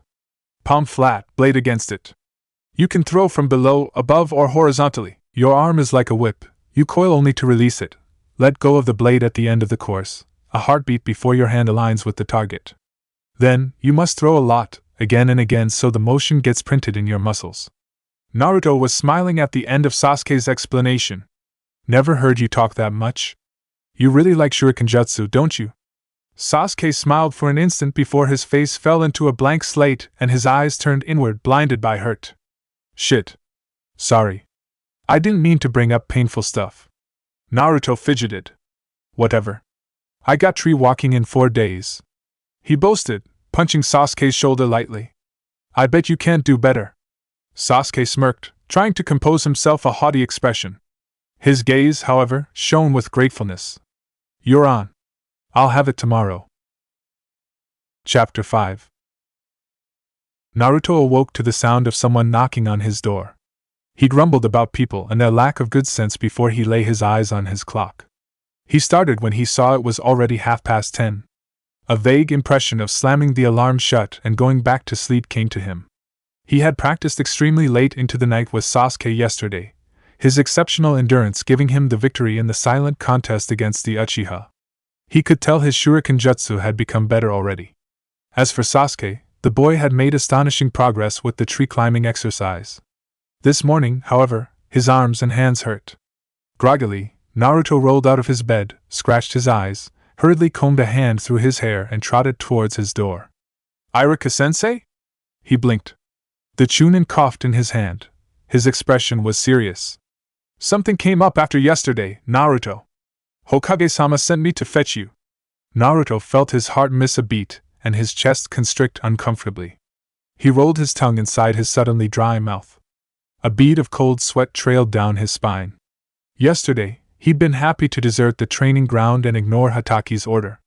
His training with Sasuke had cleared his mind of every other concern, and yesterday's Naruto had decided he would leave the fallout to his future self. Now, that very future had arrived, bringing in the expected consequences for his actions. He immediately rebelled, teeth gritted and fists balled. He had nothing to be ashamed of, nothing to be blamed for. The vague sentiment of fear and guilt turned to low simmering anger. He was done being disdained and disregarded. Naruto draped himself in the feeling like in an armor, much like he used to with his crassness, and bore it like a weapon. He'd give back blow for blow and yield nothing. Oh. Naruto shrugged, carefully affecting indifference, but when he spoke, his voice sounded forceful and dripped with venom. Did Hatake go back on his decision? I'm not that surprised. Naruto, you cannot keep your disrespect dash. I gave no respect to a man who gave me none. Spat Naruto, cutting Iruka short. End of the story. He is a jōnin. I don't care. Spat Naruto. He tried to sabotage me out of the team. You respect the rank, Naruto, not the person. And no, Hatake doesn't want you out. I heard his report to the Hokage, Naruto. I was there. The bell test aims to test Team Dash. Naruto exhaled noisily through his nostrils but smothered the wave of annoyance mounting within. Oh, not this again. Not from you, please. The test was rigged to kick me out, that's all. I've absolutely no reason to believe this bullshit about teamwork. Naruto, please, listen to me, pleaded Iruka. This test was designed by the Nidaime Hokage Dash. Explain it to me then. Challenged Naruto dryly, arms splayed out more aggressively than invitingly before he crossed them against his chest. I'm willing to listen. Explain how it makes sense. Why 2 bells? Iruka hesitated and Naruto immediately smirked knowingly. The Chunin sighed. We're going to see the Hokage, Naruto. Why don't you ask him to explain to you? Naruto cocked a skeptical eyebrow. As if I'd have any incentive to believe this lying old man. And if he is calling me, it's to dress me down, not give me a lesson. At least I doubt it. Naruto, a bit of respect. How have I been disrespectful? Sarutobi has lied to me for years, telling me again and again that he had no idea why I was ostracized. It's a nice word. I learned it this week. It describes my life quite fittingly. So, is it disrespectful to tell the truth? Or are you going to pretend I'm lying about my life? Since when can't a dressing down be a lesson? Deflected Iruka, forcing an ounce of teasing mirth in his tone. I wouldn't know. I was mainly yelled at, way more than I was taught, answered Naruto in a monotone. You should know, he added after a second. Iruka momentarily looked struck and it took every ounce of willpower not to yell at the boy. His honor had been painfully sullied but he couldn't even deny his guilt. Iruka felt the need to cry out in anger, to dismiss Naruto's unsaid claim, to make him responsible somehow. The truth was that, for the longest time, he had resented the boy, like much of the village still did. Under the pretense of fairness and strictness, he had singled Naruto out on more than one occasion, all to discipline the brat. In truer words, to pass his nerves on him. Iruka breathed in and out, slowly, fighting against the instinct. He balled his hands into fists, and fought against the weight of shame to keep his eyes on the boy. I'm sorry. I'm sorry I let my grief blind me for so long. I'm sorry I made you feel like that. And I understand that you do, but it's not us against you, Naruto. You showed me your courage when I couldn't find mine for so long. You're my most excellent student, always giving your best when I couldn't meet you halfway. This hasn't changed, Naruto. I still believe in what I said that night. You'll become a great ninja of Konoha, I know it. Naruto forced his visage to crease and frown but averted his glance, unable to look at Iruka in the eyes nor perfectly hide the comforting rush the man's words had brought him. Iruka sighed and caught the railing to support himself. Hokage-sama spoke to me about it, Naruto, this whole failure of a secret surrounding you. Right after you submitted your picture for your dossier. He didn't want to saddle you with this burden too soon. He hoped. Hokage-sama believed that if your generation didn't know it all, you could fit in. Naruto wanted to scoff but couldn't find any bite in him. Instead, he sounded weary. He told you that? Why not me? It's not like it concerns me, am I right? He shook his head. Whatever. Anyway, his brilliant plan sure worked well. Iruka grimaced sadly. No, it didn't. He sighed. Listen, Naruto. Hokage-sama doesn't want you to fail. Believe it or not, Yondaime-sama didn't want you to fail either. According to Sarutobi-sama, Namikaze-sama wanted Konoha to see you as a hero, Naruto. He knew he was saddling you with a heavy burden. He knew the sacrifice he was pushing on you, for the sake of Konoha. He hoped people would acknowledge you as their guardian. Naruto blinked slowly and leaned forward, looking ever so slightly brighter. Yondaime wanted that? His face abruptly fell and he recoiled, sullen. Konoha couldn't even respect the final wish of their Hokage? So much for respect, he grumbled. Iruka winced again. It seemed to him like each of the boy's words lanced through his heart with an accuracy they shouldn't have possessed. You're right, he confirmed bitterly. I guess I can't chastise you for your lack of respect, huh? That'd be hypocritical of me. Naruto shrugged and remained silent. His eyes, however, spoke volumes. What I'm getting at, Naruto, is that Hokage-sama isn't against you, far from it. I believe he wants to help you. Like he already helped me? Snarked Naruto almost reflexively before he sighed. Don't judge a method by a single result, right? I just don't get why he didn't tell me after some time. He must have seen his plan wasn't working. At least, I wouldn't have believed I was guilty of something. I don't know, Naruto. I really don't. But if you are polite, maybe you can ask Hokage-sama about that too. The boy grunted, unconvinced. How many times had he met the aged Hokage in his younger days? Not a lot, quite frankly, very little in fact. Only a few times back in the orphanage, and even less once he had gotten his flat, but enough to repeatedly ask the old man if he knew the reason for the hate.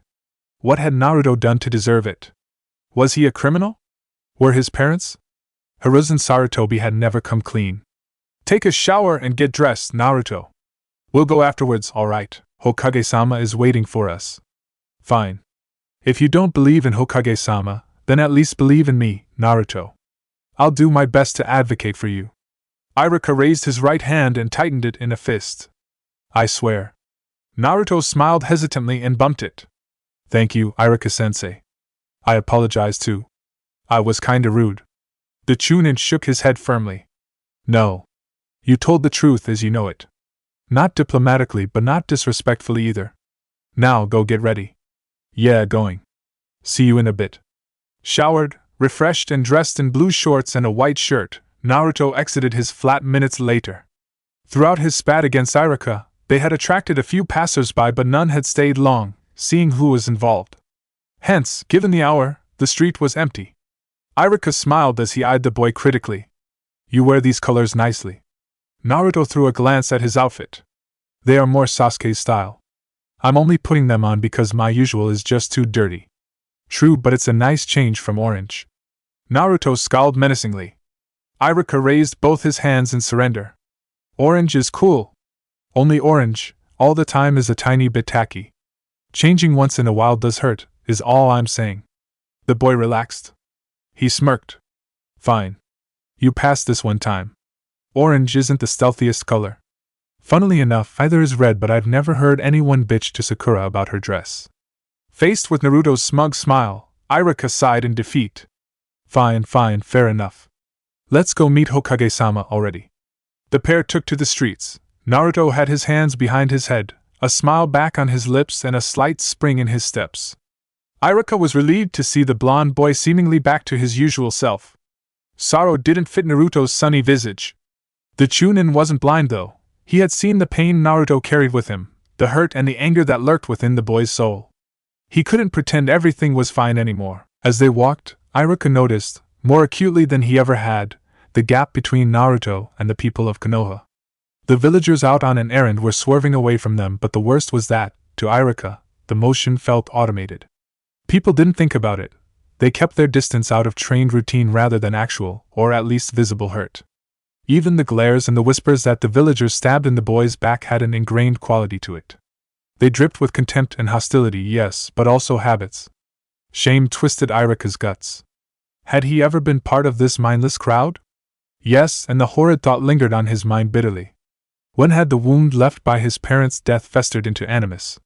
When had the grief decayed into ordinary hate?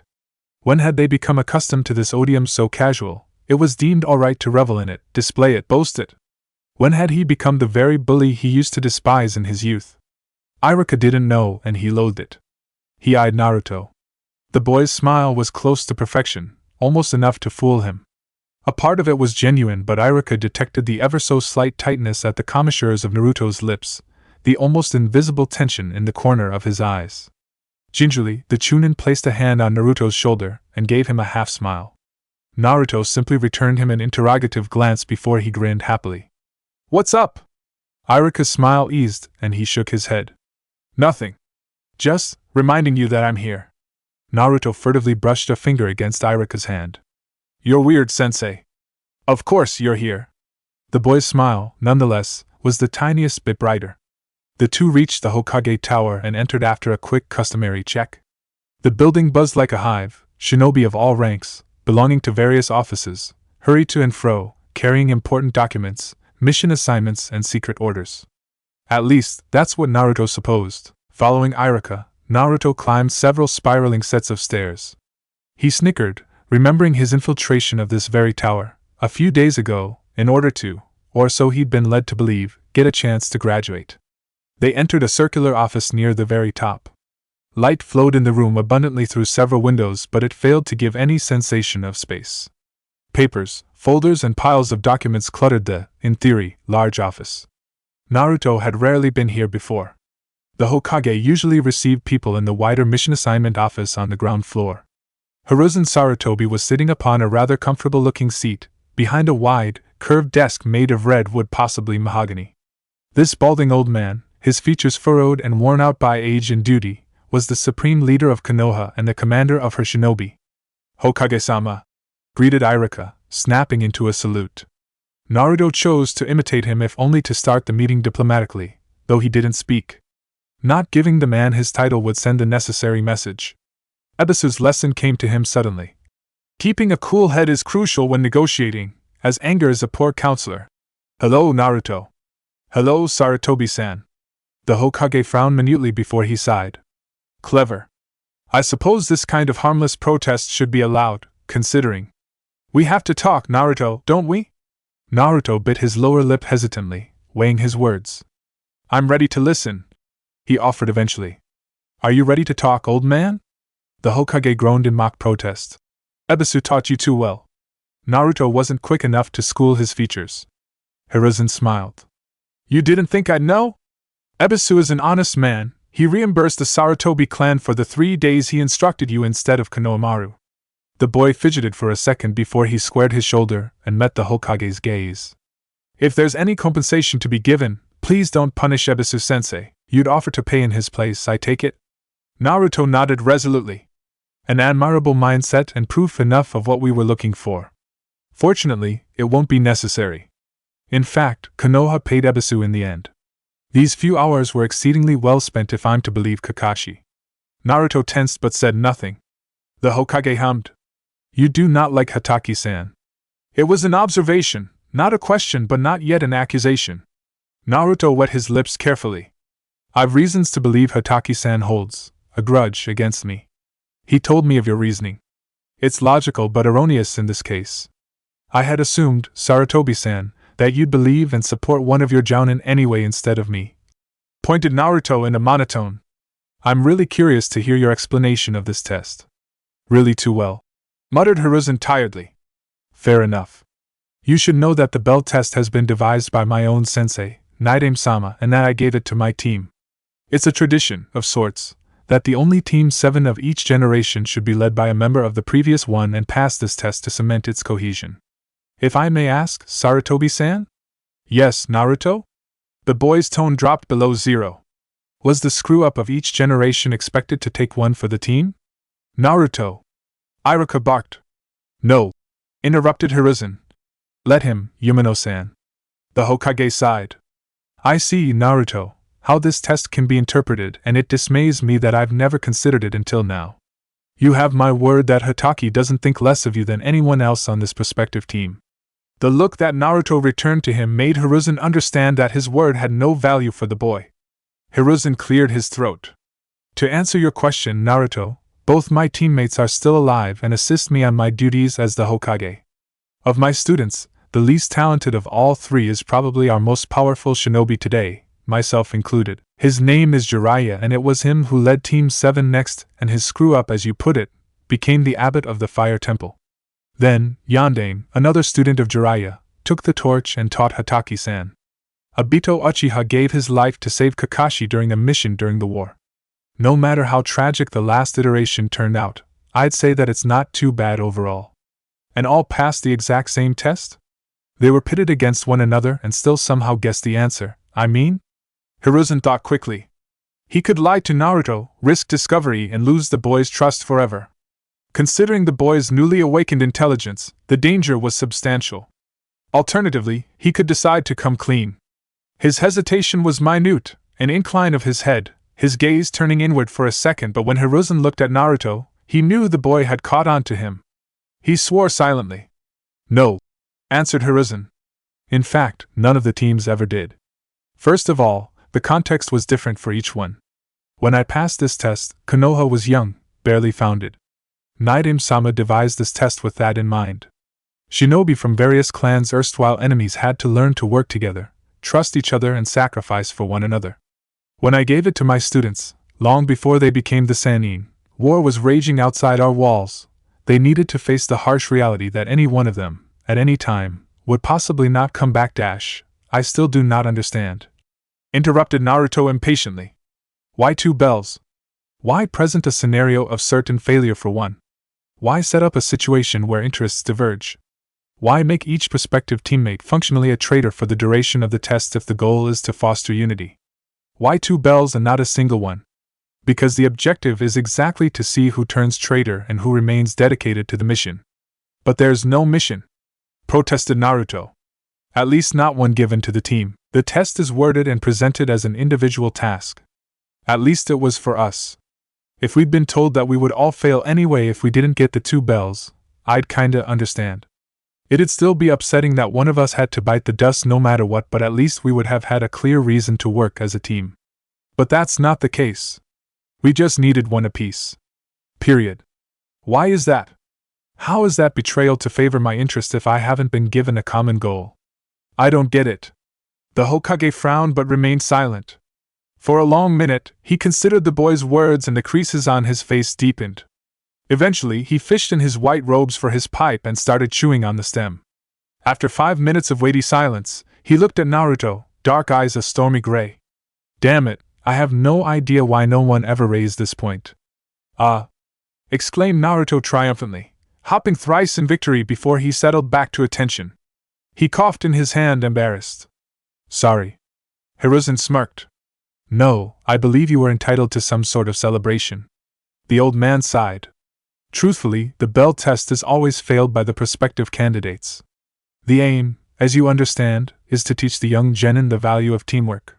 Though your analysis certainly bore a hole through that. Then comes the second, hidden test where the jōnin captain orders the team to follow an absurd order. If the order is disobeyed for the good of the team, the candidates are passed. What? Naruto's eyes were bugging out as he cried out in protest. That's so convoluted. Why not simply set up a task impossible without teamwork? Just straightforward, you know? Because shinobi must be able to look at what lies underneath the appearances.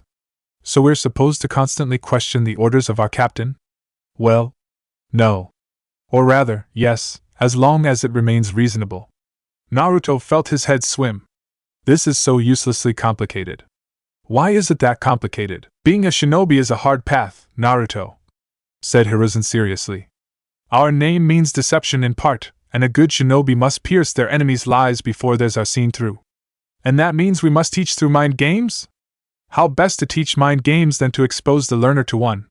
It's truly unfunny when you're convinced your entire career rests on it. Especially when it's the first mind game you ever encounter, grumbled Naruto. I think I'll turn myself into a monk. I'm sure they don't live such complicated lives. The boy sighed.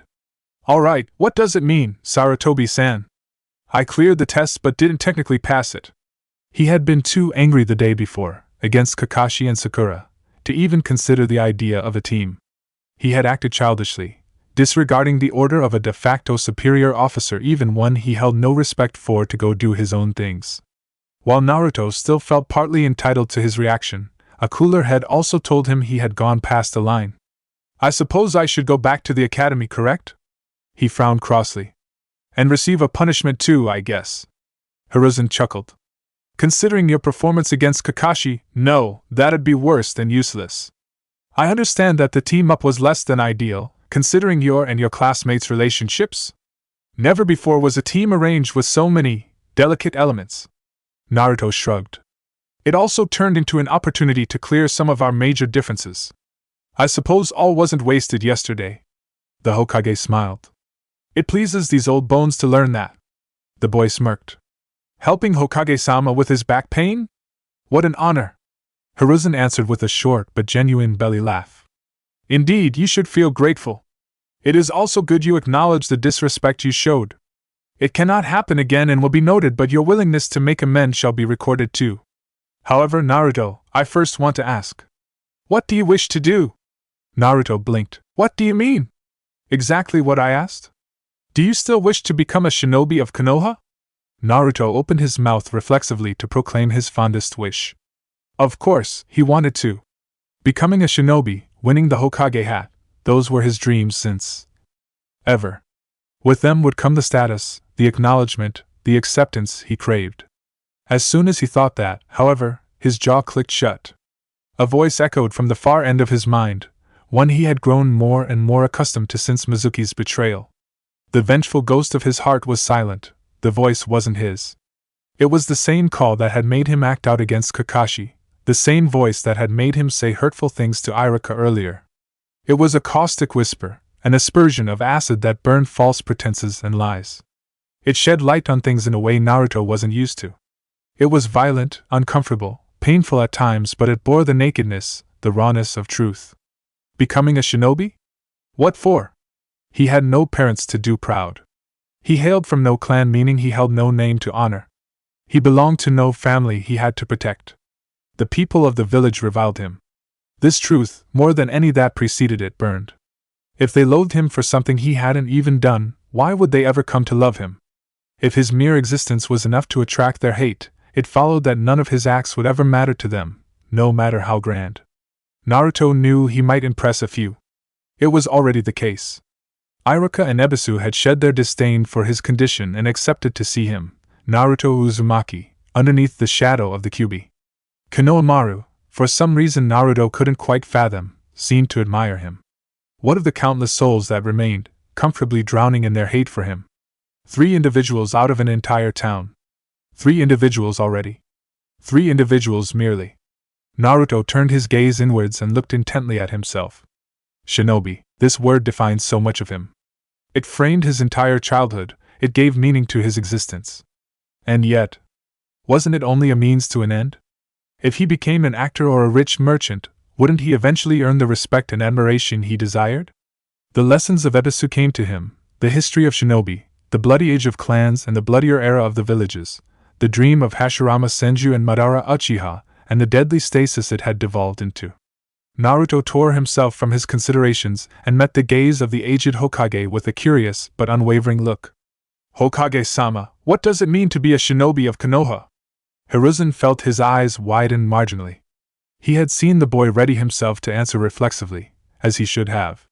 Then, something had held Naruto back, an acute consciousness of his own situation. Hiruzen felt a pit open in his stomach. Who was this boy to ask such a question? Mere days with Ebisu couldn't have changed Naruto fundamentally, so where was the troublemaking little blonde who used to prank people and claim his desire to be Hokage to whoever would listen? Had this boy ever existed in the first place, or was it a creation of Konoha's hate, an illusion, the fume above the true fire? Had he been fooled by a mask? Looking in the hard aquamarine of Naruto's orbs, suddenly, the old man felt dread. Hiruzen feared not for his life. After all, what could a mere boy do to him, or the village? Nonetheless, he couldn't help the traitorous thought that came to him, unbidden. Naruto's question held a weight that filled Hiruzen with anguish first, regret second. For it meant 2 things. The last Uzumaki, secret heir of 2 of Konoha's best, held no innate loyalty to his home, what should have been his home and never was, he mentally amended, and no particular faith in the will of fire. How much had been wasted, waiting for the people to find a courage that had long deserted them? How much damage had Hiruzen allowed to happen through his neglectful laissez-faire? A foul taste pervaded his mouth as Hiruzen realized he had been all too happy to be fooled by Naruto's behavior. How could any child be alright, hated and reviled by his home? What had possessed him to allow it? Hiruzen knew, yet today he rued it. The old Hokage wondered how much of the boy's ember he could salvage today in order to nurture it into the bright flame that it ought to be. The future of Konoha, of Fire Country, maybe depended on it. Chapter 6. When Shodai-sama founded Konoha, he founded a home, explained Hiruzen. He swept a nostalgic glance at the portraits of his predecessors hung in the office. A house that'd transcend the boundaries of the old clans. Everyone here forms a large family, sharing a bond stronger than even blood, and the Hokage is the central pillar of this house. Shodai-sama believed above all that children have to be protected, so that... Here, the Hokage marked a slight pause, visibly uncomfortable with what he was going to say for a moment. He coughed and soldiered on, his show of countenance perfect yet obviously fake. So that they can live a happy and peaceful childhood. This is the first and foremost duty that a shinobi of Konoha must uphold. To be a shinobi of Konoha is to fight to protect this home and nurture the coming generations. It means being the fire in the hearth that staves off the darkness and provides warmth. For a while, Naruto mulled over the Hokage's words in complete silence. He could feel the weight of Iruka's and Hiruzen's gaze on his shoulders, but the boy took his time. He tested and tasted every word and carefully considered the meaning of each. He heard and recognized the earnestness in the Hokage's explanation. It was a hurtful and almost tone-deaf thing to say to someone like him, but Naruto understood that what Hiruzen had relayed was the exact vision of the founders.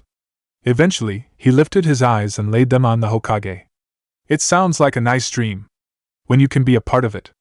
Naruto's gaze spoke volume, and Hiruzen Sarutobi shamefully averted his glance, knowing precisely what the boy had just conveyed to him. It did appear like a noble ideal at first, a utopia worth fighting for, and Naruto was tempted to look no further. There was no loyalty or faith to blind his sight and cage his rationale, however. Ebisu's lessons flooded his mind. Naruto promptly tore the veil of appearances to confront what he knew lay beneath: the way Konoha lived off rented violence, the bloody wars that had opposed her to the other villages and burned the entire continent, the bleak status quo. Was it truly a dream or a nightmare instead, one no one was able to wake up from? Those that belonged enjoyed the protective shadow of the tree while the rest was preyed upon. How was that noble? Naruto wondered. If the people of Konoha loathed his existence for something their very own Yondaime Hokage had done, how would they treat the children of Iwa and Kumo, the sons and daughters of their enemies? Were they guilty of being born to the wrong parents, much like Naruto's crime was to have been chosen by the wrong person? Was that the extent of the dream? Was that all Konoha could be? An island blind and deaf to the outer world, walled off by fierce hate for anything different. What a disappointment. Sorry? Faced with the Hokage's interrogative look, Naruto realized he had muttered out loud. For a second he considered the line he was about to trample upon. He weighed the risks and found that his life made for a very low price to pay to say what he itched to say. He would lose no one and very few would mourn him. More than that, Naruto was done pretending. The Hokage would not like what he was going to say, so what? He shrugged and gestured at himself derisively. I'm 12. Never mind that my childhood was far from happy or even peaceful. I am supposed to protect and nurture the coming generation now? I fear I'm going to disappoint. Well, people would have to let me try it in the first place, which I doubt they will. Naruto. Konoha failed as far as you're concerned. I have no other words but dash. The boy raised a disdainful eyebrow. As far as I am concerned? I suppose you protected Sasuke? And his brother Itachi, didn't you nurture him too? Naruto! Barked Iruka, eyes wide and horrified. The genin hopeful spared a bored glance to the teacher. What? Sasuke spoke of him a tiny bit. It wasn't hard to connect the dots. How old was Itachi when he was entrusted with a Hittite? Given his brilliant career, I'd wager 6. What happened to his childhood? Naruto speared the Hokage with a gaze like a bolt of lightning. As he spoke, however, his voice followed a perfect monotone. After he went off the deep end, how long until you washed your hands off him? Do you like to pretend Konoha had nothing to do with him? Maybe he trained himself up. He became an assassin by his lonesome? It left Naruto to wonder, if he ever decided that he had had enough of Konoha, would the Hokage do the same? Would the establishment pretend that he deserved the way he was treated? Would the old man say it is only right he was disdained, loathed, ostracized, so much he wondered sometimes if he even existed? Would people say that he was always a monster waiting to strike? That he never belonged? The stunned silence of the adults echoed louder than any declaration of guilt ever could have. Iruka looked outright sick, at war with himself over Naruto's provocations. When you kill a genin from Kumo or Iwa, do you tell yourselves the same things? When you order someone to be murdered to fulfill a contract, is that how you convince yourself that it's okay? Konoha has nothing to do with them, with those that aren't hers. They can be readily disposed of. To nurture and protect. Naruto smiled. It was a crooked, terribly sarcastic twist of his lips and jaw, unlike any of his regular grins. What a pleasant dream Konoha is. A tree grown fat on corpses and lies. He raised a thumb up and forced his lips to part to reveal an unsettling row of gleaming teeth. Light pinged off one of his canines like he had seen Guy do. Nice. Enough mockery. Hammered the Hokage dryly, almost menacingly. Shodai-sama's vision was noble. I don't doubt it, but what happened then? Who twisted it so, Sarutobi-san? Retorted Naruto, mimicking an exaggerated curiosity. His eyes were still fearlessly riveted to Hiruzen's, giving to the Hokage the distinct feeling that his soul was being peeled away. You happened, that was what Naruto's eyes were saying. How are you still alive when you should have long since given up your life to protect Konoha? How come you haven't been sacrificed to the needs of this great dream? You still live in spite of 2 wars, in spite of the Kyuubi, in spite of the Uchiha slaughter. What remains of Shodai-sama's dream after all this? It was like a weight had been lifted off Naruto's chest, being able to speak his piece, even to such a restricted audience. Both were responsible, in some way, for the misery of his childhood, and it felt good to throw it in their face. The boy inhaled greedily, and it felt like his first bowl of fresh air in a long time. He contemplated the Hokage's question, the reason he had been brought here in the first place. As for your question, Sarutobi-san, said Naruto before the old man could find his retort, I wish to continue learning from Ebisu-sensei. So you wish to become a shinobi of Konoha still? Sarutobi said immediately, almost reflexively, with a hint of relief evident in his tone. Naruto shrugged. If you wish to interpret my words this way, Sarutobi-san. But know that your understanding will not bind me, warned the boy. Neither a clear yes nor an outright no, in other words, nothing that could be exploited. Hiruzen masked an exhausted sigh and a cough. To brutalize Naruto would yield no result. No child in the village had the necessary constitution to host the Kyuubi as Naruto did. The only clue on raising a stable Jinchuriki dated back from Mito and Kushina Uzumaki, who pretended nothing but love could arm a Jinchuriki against the bijou they held inside. Hiruzen had no inclination towards selling Naruto to the seediest shadows Konoha had to offer either. In all likeliness, attempting to dispose of the boy one way or another would most probably result in the same chain of catastrophes Kyumogaku had experienced almost 2 decades ago or worse. Konoha would rear a monster like the one Suna had to deal with nowadays. Additionally, it would be the final nail in the coffin of Konoha's ideology, the last proof to support Naruto's righteous anger. Also, Jiraiya would kill Hiruzen before rampaging blindly through the village until nothing was left but ruins. Crossing Jiraiya again was a no-go. People could say what they wanted about his student, but Hiruzen knew the man's true heart. That is agreeable, said Hiruzen eventually, and it was. It gave him time to try and fix his mistakes. If Naruto learned from Ebisu, that meant Naruto remained in Konoha. As long as this held true, the boy's loyalty could be gained and cultivated. Any money lost in such an endeavor would easily be worth the trouble.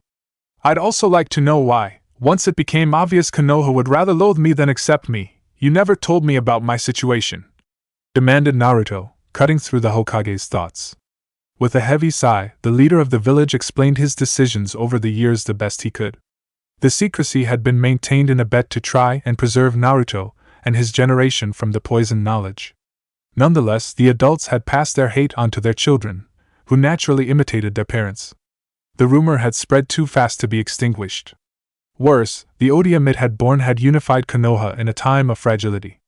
For a right, the Hokage had averted his gaze and allowed a wrong. He'd hoped the people would come around after a time, realizing the futility of their sentiments. Naruto concluded that he had been sacrificed twice, by 2 different Hokage, firstly to save the village, secondly to preserve its unity. He really was an expert at eating crap, he thought with a note of bitter humor, his words to Kakashi popping up in his mind. Hiruzen did not bother denying it, preferring to remain silent. Naruto bowed low. Thank you, Sarutobi-san. I have no more question and now wish to be excused. Granted, answered Hiruzen, wondering if any bridge he had ever hoped to build with his successor's son had even the slightest chance to ever see the light of day. As he was regaining his flat, his interview with the Hokage whirled in Naruto's mind. Somehow, the old man fully expected him to become a shinobi. Naruto could discern it in the Hokage's tone and barely veiled words. It was as if he owed it to Konoha. Naruto did not know how much of a choice the one he had been offered was really one, in spite of Hiruzen's assurance. What would he even become if he chose to stray off the shinobi path anyway? He had bought himself time by saying he wanted to learn under Ebisu's tutelage, but that was it. Becoming a shinobi. It had been a blessing in his younger days, the light of dawn at the end of an endlessly dark nightmare. Now, it seemed to follow him like a curse. It stuck to his very being ever since he could remember, not merely a dream fed to him by the lying old man he had just visited, but a deeper command even, something that lay dormant in his blood. In his bones. There was little doubt, in his mind, that Naruto's parents had been shinobi themselves. And thinking of just who exactly they could have been made him sick to his very core. Thinking of his father, especially, proved to be an ordeal. Naruto? The boy started and looked up, to see Iruka sitting across from him, a cup of tea steaming in front of him. Somehow, at some point, the pair had reached Naruto's apartment. The teacher looked like a mess overall, though his attempt to appear strong and unfrazzled was an honorable one. Naruto smiled. His grin was tense. The man answered with a worried, hesitant upturn of his lips. Are you okay?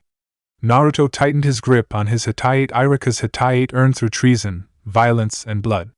It was the symbol he could now become one of Konoha's shinobi, the symbol that he could belong to the village and start his new life, leaving his existence as a pariah behind. Naruto had never held those goals of his in so much contempt before. No, he answered despondently. Also, I do not trust you, Iruka-sensei. No, don't protest. You are loyal to Konoha. You'll report to that lying old man. Which means I have no clue what I can tell you. The truth these words barely veiled was clear as day, and Iruka grimaced but chose politely not to state the obvious. I just don't see why, grumbled Naruto. I don't understand it. But the worst is that I think I've always known. In the depth of my heart, I never could find whatever it is that you're loyal to. Though you all sure didn't help me find it, did you? I just lied to myself because that was my one way to advance. And now I think it also kept me safe, didn't it? My vision is not so narrow anymore, but the wider sight got me lost. Do you? Iruka hesitated. Do you hate Konoha, Naruto? The boy shrugged listlessly, unconcerned by all appearances. Should I? Do I have a reason to? Instead, tell me something. Don't you think it's cruel to ask me to love a place that hates my existence? Iruka winced. Not everyone spare me the semantics, sensei. I know it's not everyone, but it doesn't change the fact that it might as well be. Friends, acquaintances I can count on the fingers of one hand, paid for with the hate of an entire town. Fair enough, sensei? The man fell silent, eyes downcast on the table and his cooling cup of tea. Would you leave then? Naruto sighed. To go where? And I'm the prison of the Kyuubi. I'm not sure what it means exactly, but there's no way the Hokage would let me go free. He offered his teacher a cynical smile. If I did hate Konoha-sensei, it wouldn't be for the reasons you think I should. He did hate the village. Naruto realized it now. However, while his life had been unpleasant to say the least, he refused to let himself be brought down by the discrimination of small-minded cowards. Konoha might loathe him, the world might hate Jinchuriki, but at least, Naruto knew it had nothing to do with him, with how he behaved, with who he was. The Kyuubi's shadow, the Yondame's curse, would forever be part of his existence, but Naruto wasn't about to allow it to define him. No, Naruto hated Konoha because it was a cage. It was a prison, a wall that separated the world between those who belonged and the rest. It didn't matter what one thought, only Konoha's vision mattered and imposed itself on the world. Naruto would never be free as long as the present system was in place. And to break out, to shatter this system, absolute might was the only answer Naruto could come up with. To be so overwhelming that no vision other than his own counted as far as he was concerned. How tempting, how dangerous, how damning did this domineering strength sound. And needless to say, he would have to dance to the tune of the system for a while in order to gather this power. He would have to perpetuate precisely the things he disdained, at least for a time, in his bid for freedom. The mere thought left him sickened, the hypocrisy making him want to claw his skin off his flesh and scream himself hoarse. Yes, Naruto loathed Konoha. He loathed the ninja villages. He loathed what it meant to be a shinobi. Yet it was apparent that if he ever wanted to be anything else, he would have to start by being one. Naruto? The boy offered his teacher a pale smile. I'm going to be okay, sensei. Don't trouble yourself too much. Iruka's worry peaked higher than ever at Naruto's melancholy words. Sakura never thought there would ever come a day when she would doubt herself more than she used to back in kindergarten before Ino had swooped in and rescued her. Back then, a band of bullies had made her life impossible, insulting her at every turn, undermining her confidence in herself, dismantling her sense of self-worth. She had often dreamed of killing someone, the bullies or herself. It had never been quite clear. Then Ino Yamanaka had chased the bullies away and instantly became Sakura's model, her reason for entering the Shinobi Academy. Sakura wished to be just as strong as Ino. When had she turned into the very thing she loathed above all else? How could she, of all people, inflict on Naruto what had been inflicted on her. The question ate Sakura away. It twisted her guts painfully, so harshly it made her sick. Because everyone else does it, constituted the easy, obvious answer. Bullying Naruto, making his day impossible, undermining his confidence, dismantling his sense of self-worth was normal. All children did it, hell, even most adults took part in it. Teachers never spoke against it, some parents even encouraged it. This behavior dated back from long before Naruto had ever thought his first prank. This behavior was absolutely evident, completely natural, entirely normal. And Naruto weathered it all anyway, without an Ino at his side to help him fight back, alone against the village. It meant that it wasn't so terrible, didn't it? It was okay to be cruel. Ino was cruel to Naruto too. So were the teachers. So were Sakura's parents. Sakura heaved above the basin of her toilets. She had long since vomited the entire contents of her stomach, now only thin strings of bile spewed from her mouth. The matter was mind-boggling. What could Naruto have ever done to so obviously deserve such treatment? Why did people, now that Sakura really thought about it, seem to loathe the boy's very existence? How could Konoha do this to a child her age? Naruto was evil in some capacity. That was the only answer Sakura could imagine, even if it didn't make sense, even if her acute rationality refused it. Naruto couldn't be evil. Naruto was a number of things: annoying, nice, troublesome, cheery, but not evil. What dark deed, what horrendous crime could a child her age have committed to be universally despised? It didn't make sense. Sakura wondered, not for the first time since yesterday, if it had anything to do with Naruto's origins. She had heard of people being discriminated against because of their appearance, blood, and place of birth. But Konoha was a collage of various clans from every part of the world. The Haruno, her own family, had only joined the village relatively recently. The only clue that made a lick of sense was Naruto's date of birth. The same fateful day the Kyuubi had attacked the village. Sakura categorically refused, however, to believe Naruto deserved such a level of odium simply because he was born on that day. It was far too much, and completely illogical. No, there was something else. There had to be. The hate against Naruto was just and justified. It had to be. It wasn't completely unfair. Sakura couldn't accept that.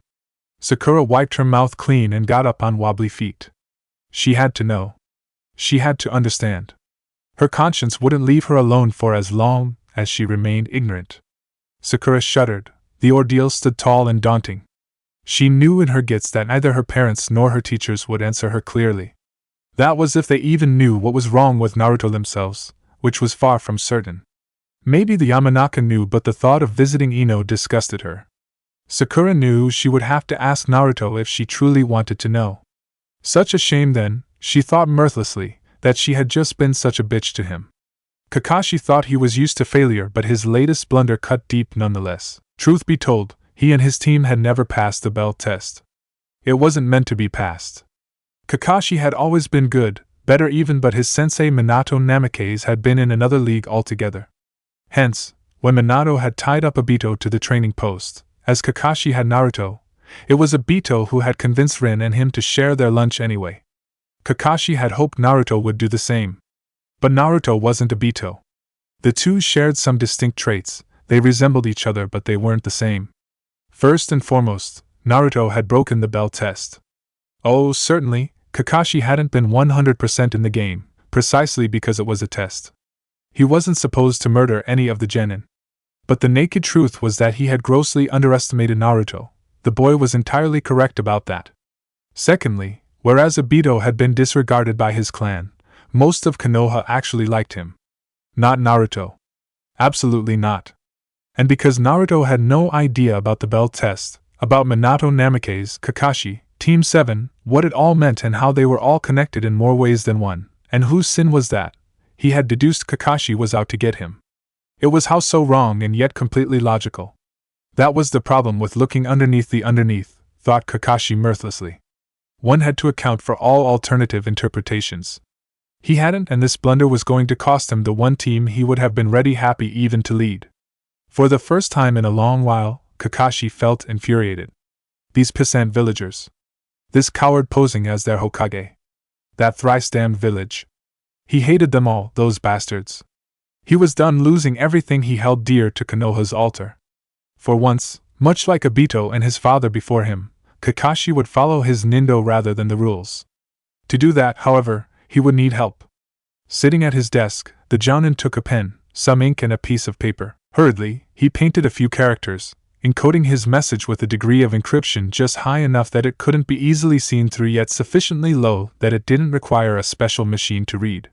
The first few words he would leave untouched, to give the necessary hints to the letter's recipient that it was worth paying attention to it. It took 5 minutes before Kakashi was satisfied. Carefully, he folded the letter and put it in an envelope, which he sealed, traditionally and with few injutsu. His style would be his signature. The master it was destined to would recognize its hybridized quality without a doubt. Kakashi sighed and contemplated the letter one last time. It was his last opportunity to renounce this foolish plan, to return to the safety of the rule, to let life follow its cruel course without doing anything, to lose yet someone else to Konoha's altar. Yeah, screw that. Flaring his chakra, Kakashi sped through hand signs after biting his right thumb open. In a string of blood and a plume of smoke, a tall dog wearing a blue vest and a pair of sunglasses appeared from the summoning jutsu. Master Kakashi, it growled. What can I do for you? Akino, how are you? Fine, but in dire need of exercise. The pack says hello, by the way. Good, you're going to run. I need you to carry this letter, explained Kakashi, waving the envelope. Of course, I have no idea where the intended recipient is, so you'll have to find him. To whom should I deliver it? Kakashi smiled behind his mask. Sasuke could admit to himself that he didn't do complicated. Not to be confused with hard. Sasuke could deal with hard. A hard problem, a hard exercise, he dealt with that kind of thing easily. But he didn't do complicated. He loved his family until that man slaughtered them all. Then he loathed that man, and anything else was an unwelcome distraction from this hate. The pain and loneliness he endured would make him strong enough to kill that man. That was simple. You don't need to be an asshole, Sasuke. It won't keep you from becoming strong enough to kill that man. The words of Naruto, needlessly complicated, whirled without stops in Sasuke's mind since yesterday. In spite of his best effort, the Uchiha heir failed to rid himself of it. He knew why. Ingrained deep within the sentence, Sasuke recognized the kernel of truth. He didn't know how, but supposed it mattered little in the grand scheme of things. What Naruto had said was the truth. Sasuke had taken the words of that man for absolute, built himself around them, clinging to it as a drowning man clinging to a lifebuoy. To live an unsightly life and hate him, this had been that man's command. It had been simple. Now, Naruto's obvious proposition had bowled it all over. After all, why not? Why follow the ignominious orders of that man? A corner of Sasuke's mind whispered the expected answer, because pain and loneliness led to strength. Did it? Why then, had Sasuke learned so much in so little time with and from Naruto? Could Sasuke passionately hate that man on one hand yet be somewhat happy on the other hand? It sounded exhaustingly complicated. Naruto had not mocked Sasuke's goal. He hadn't diminished his suffering. He hadn't looked at him with pity. He hadn't even pretended he understood what it was like. Their predicaments were different, and Naruto knew it. Comparing them, obviously, was out of the picture. It wouldn't make any sense. It didn't change the fact that Naruto's words, though crude, had been uttered from the heart. Life sucked. Sasuke smirked. He could almost hear Naruto. Don't make it worse than it has to be. Was it that complicated? Sasuke wondered. That man deserved his hate. That Sasuke didn't doubt, but did it mean Sasuke should sacrifice everything to his vengeance? I got tree walking in 4 days. I bet you can't do better. In spite of himself, Sasuke's smirk grew into a smile. I'll show you, dead last, he muttered, looking at the tree before him.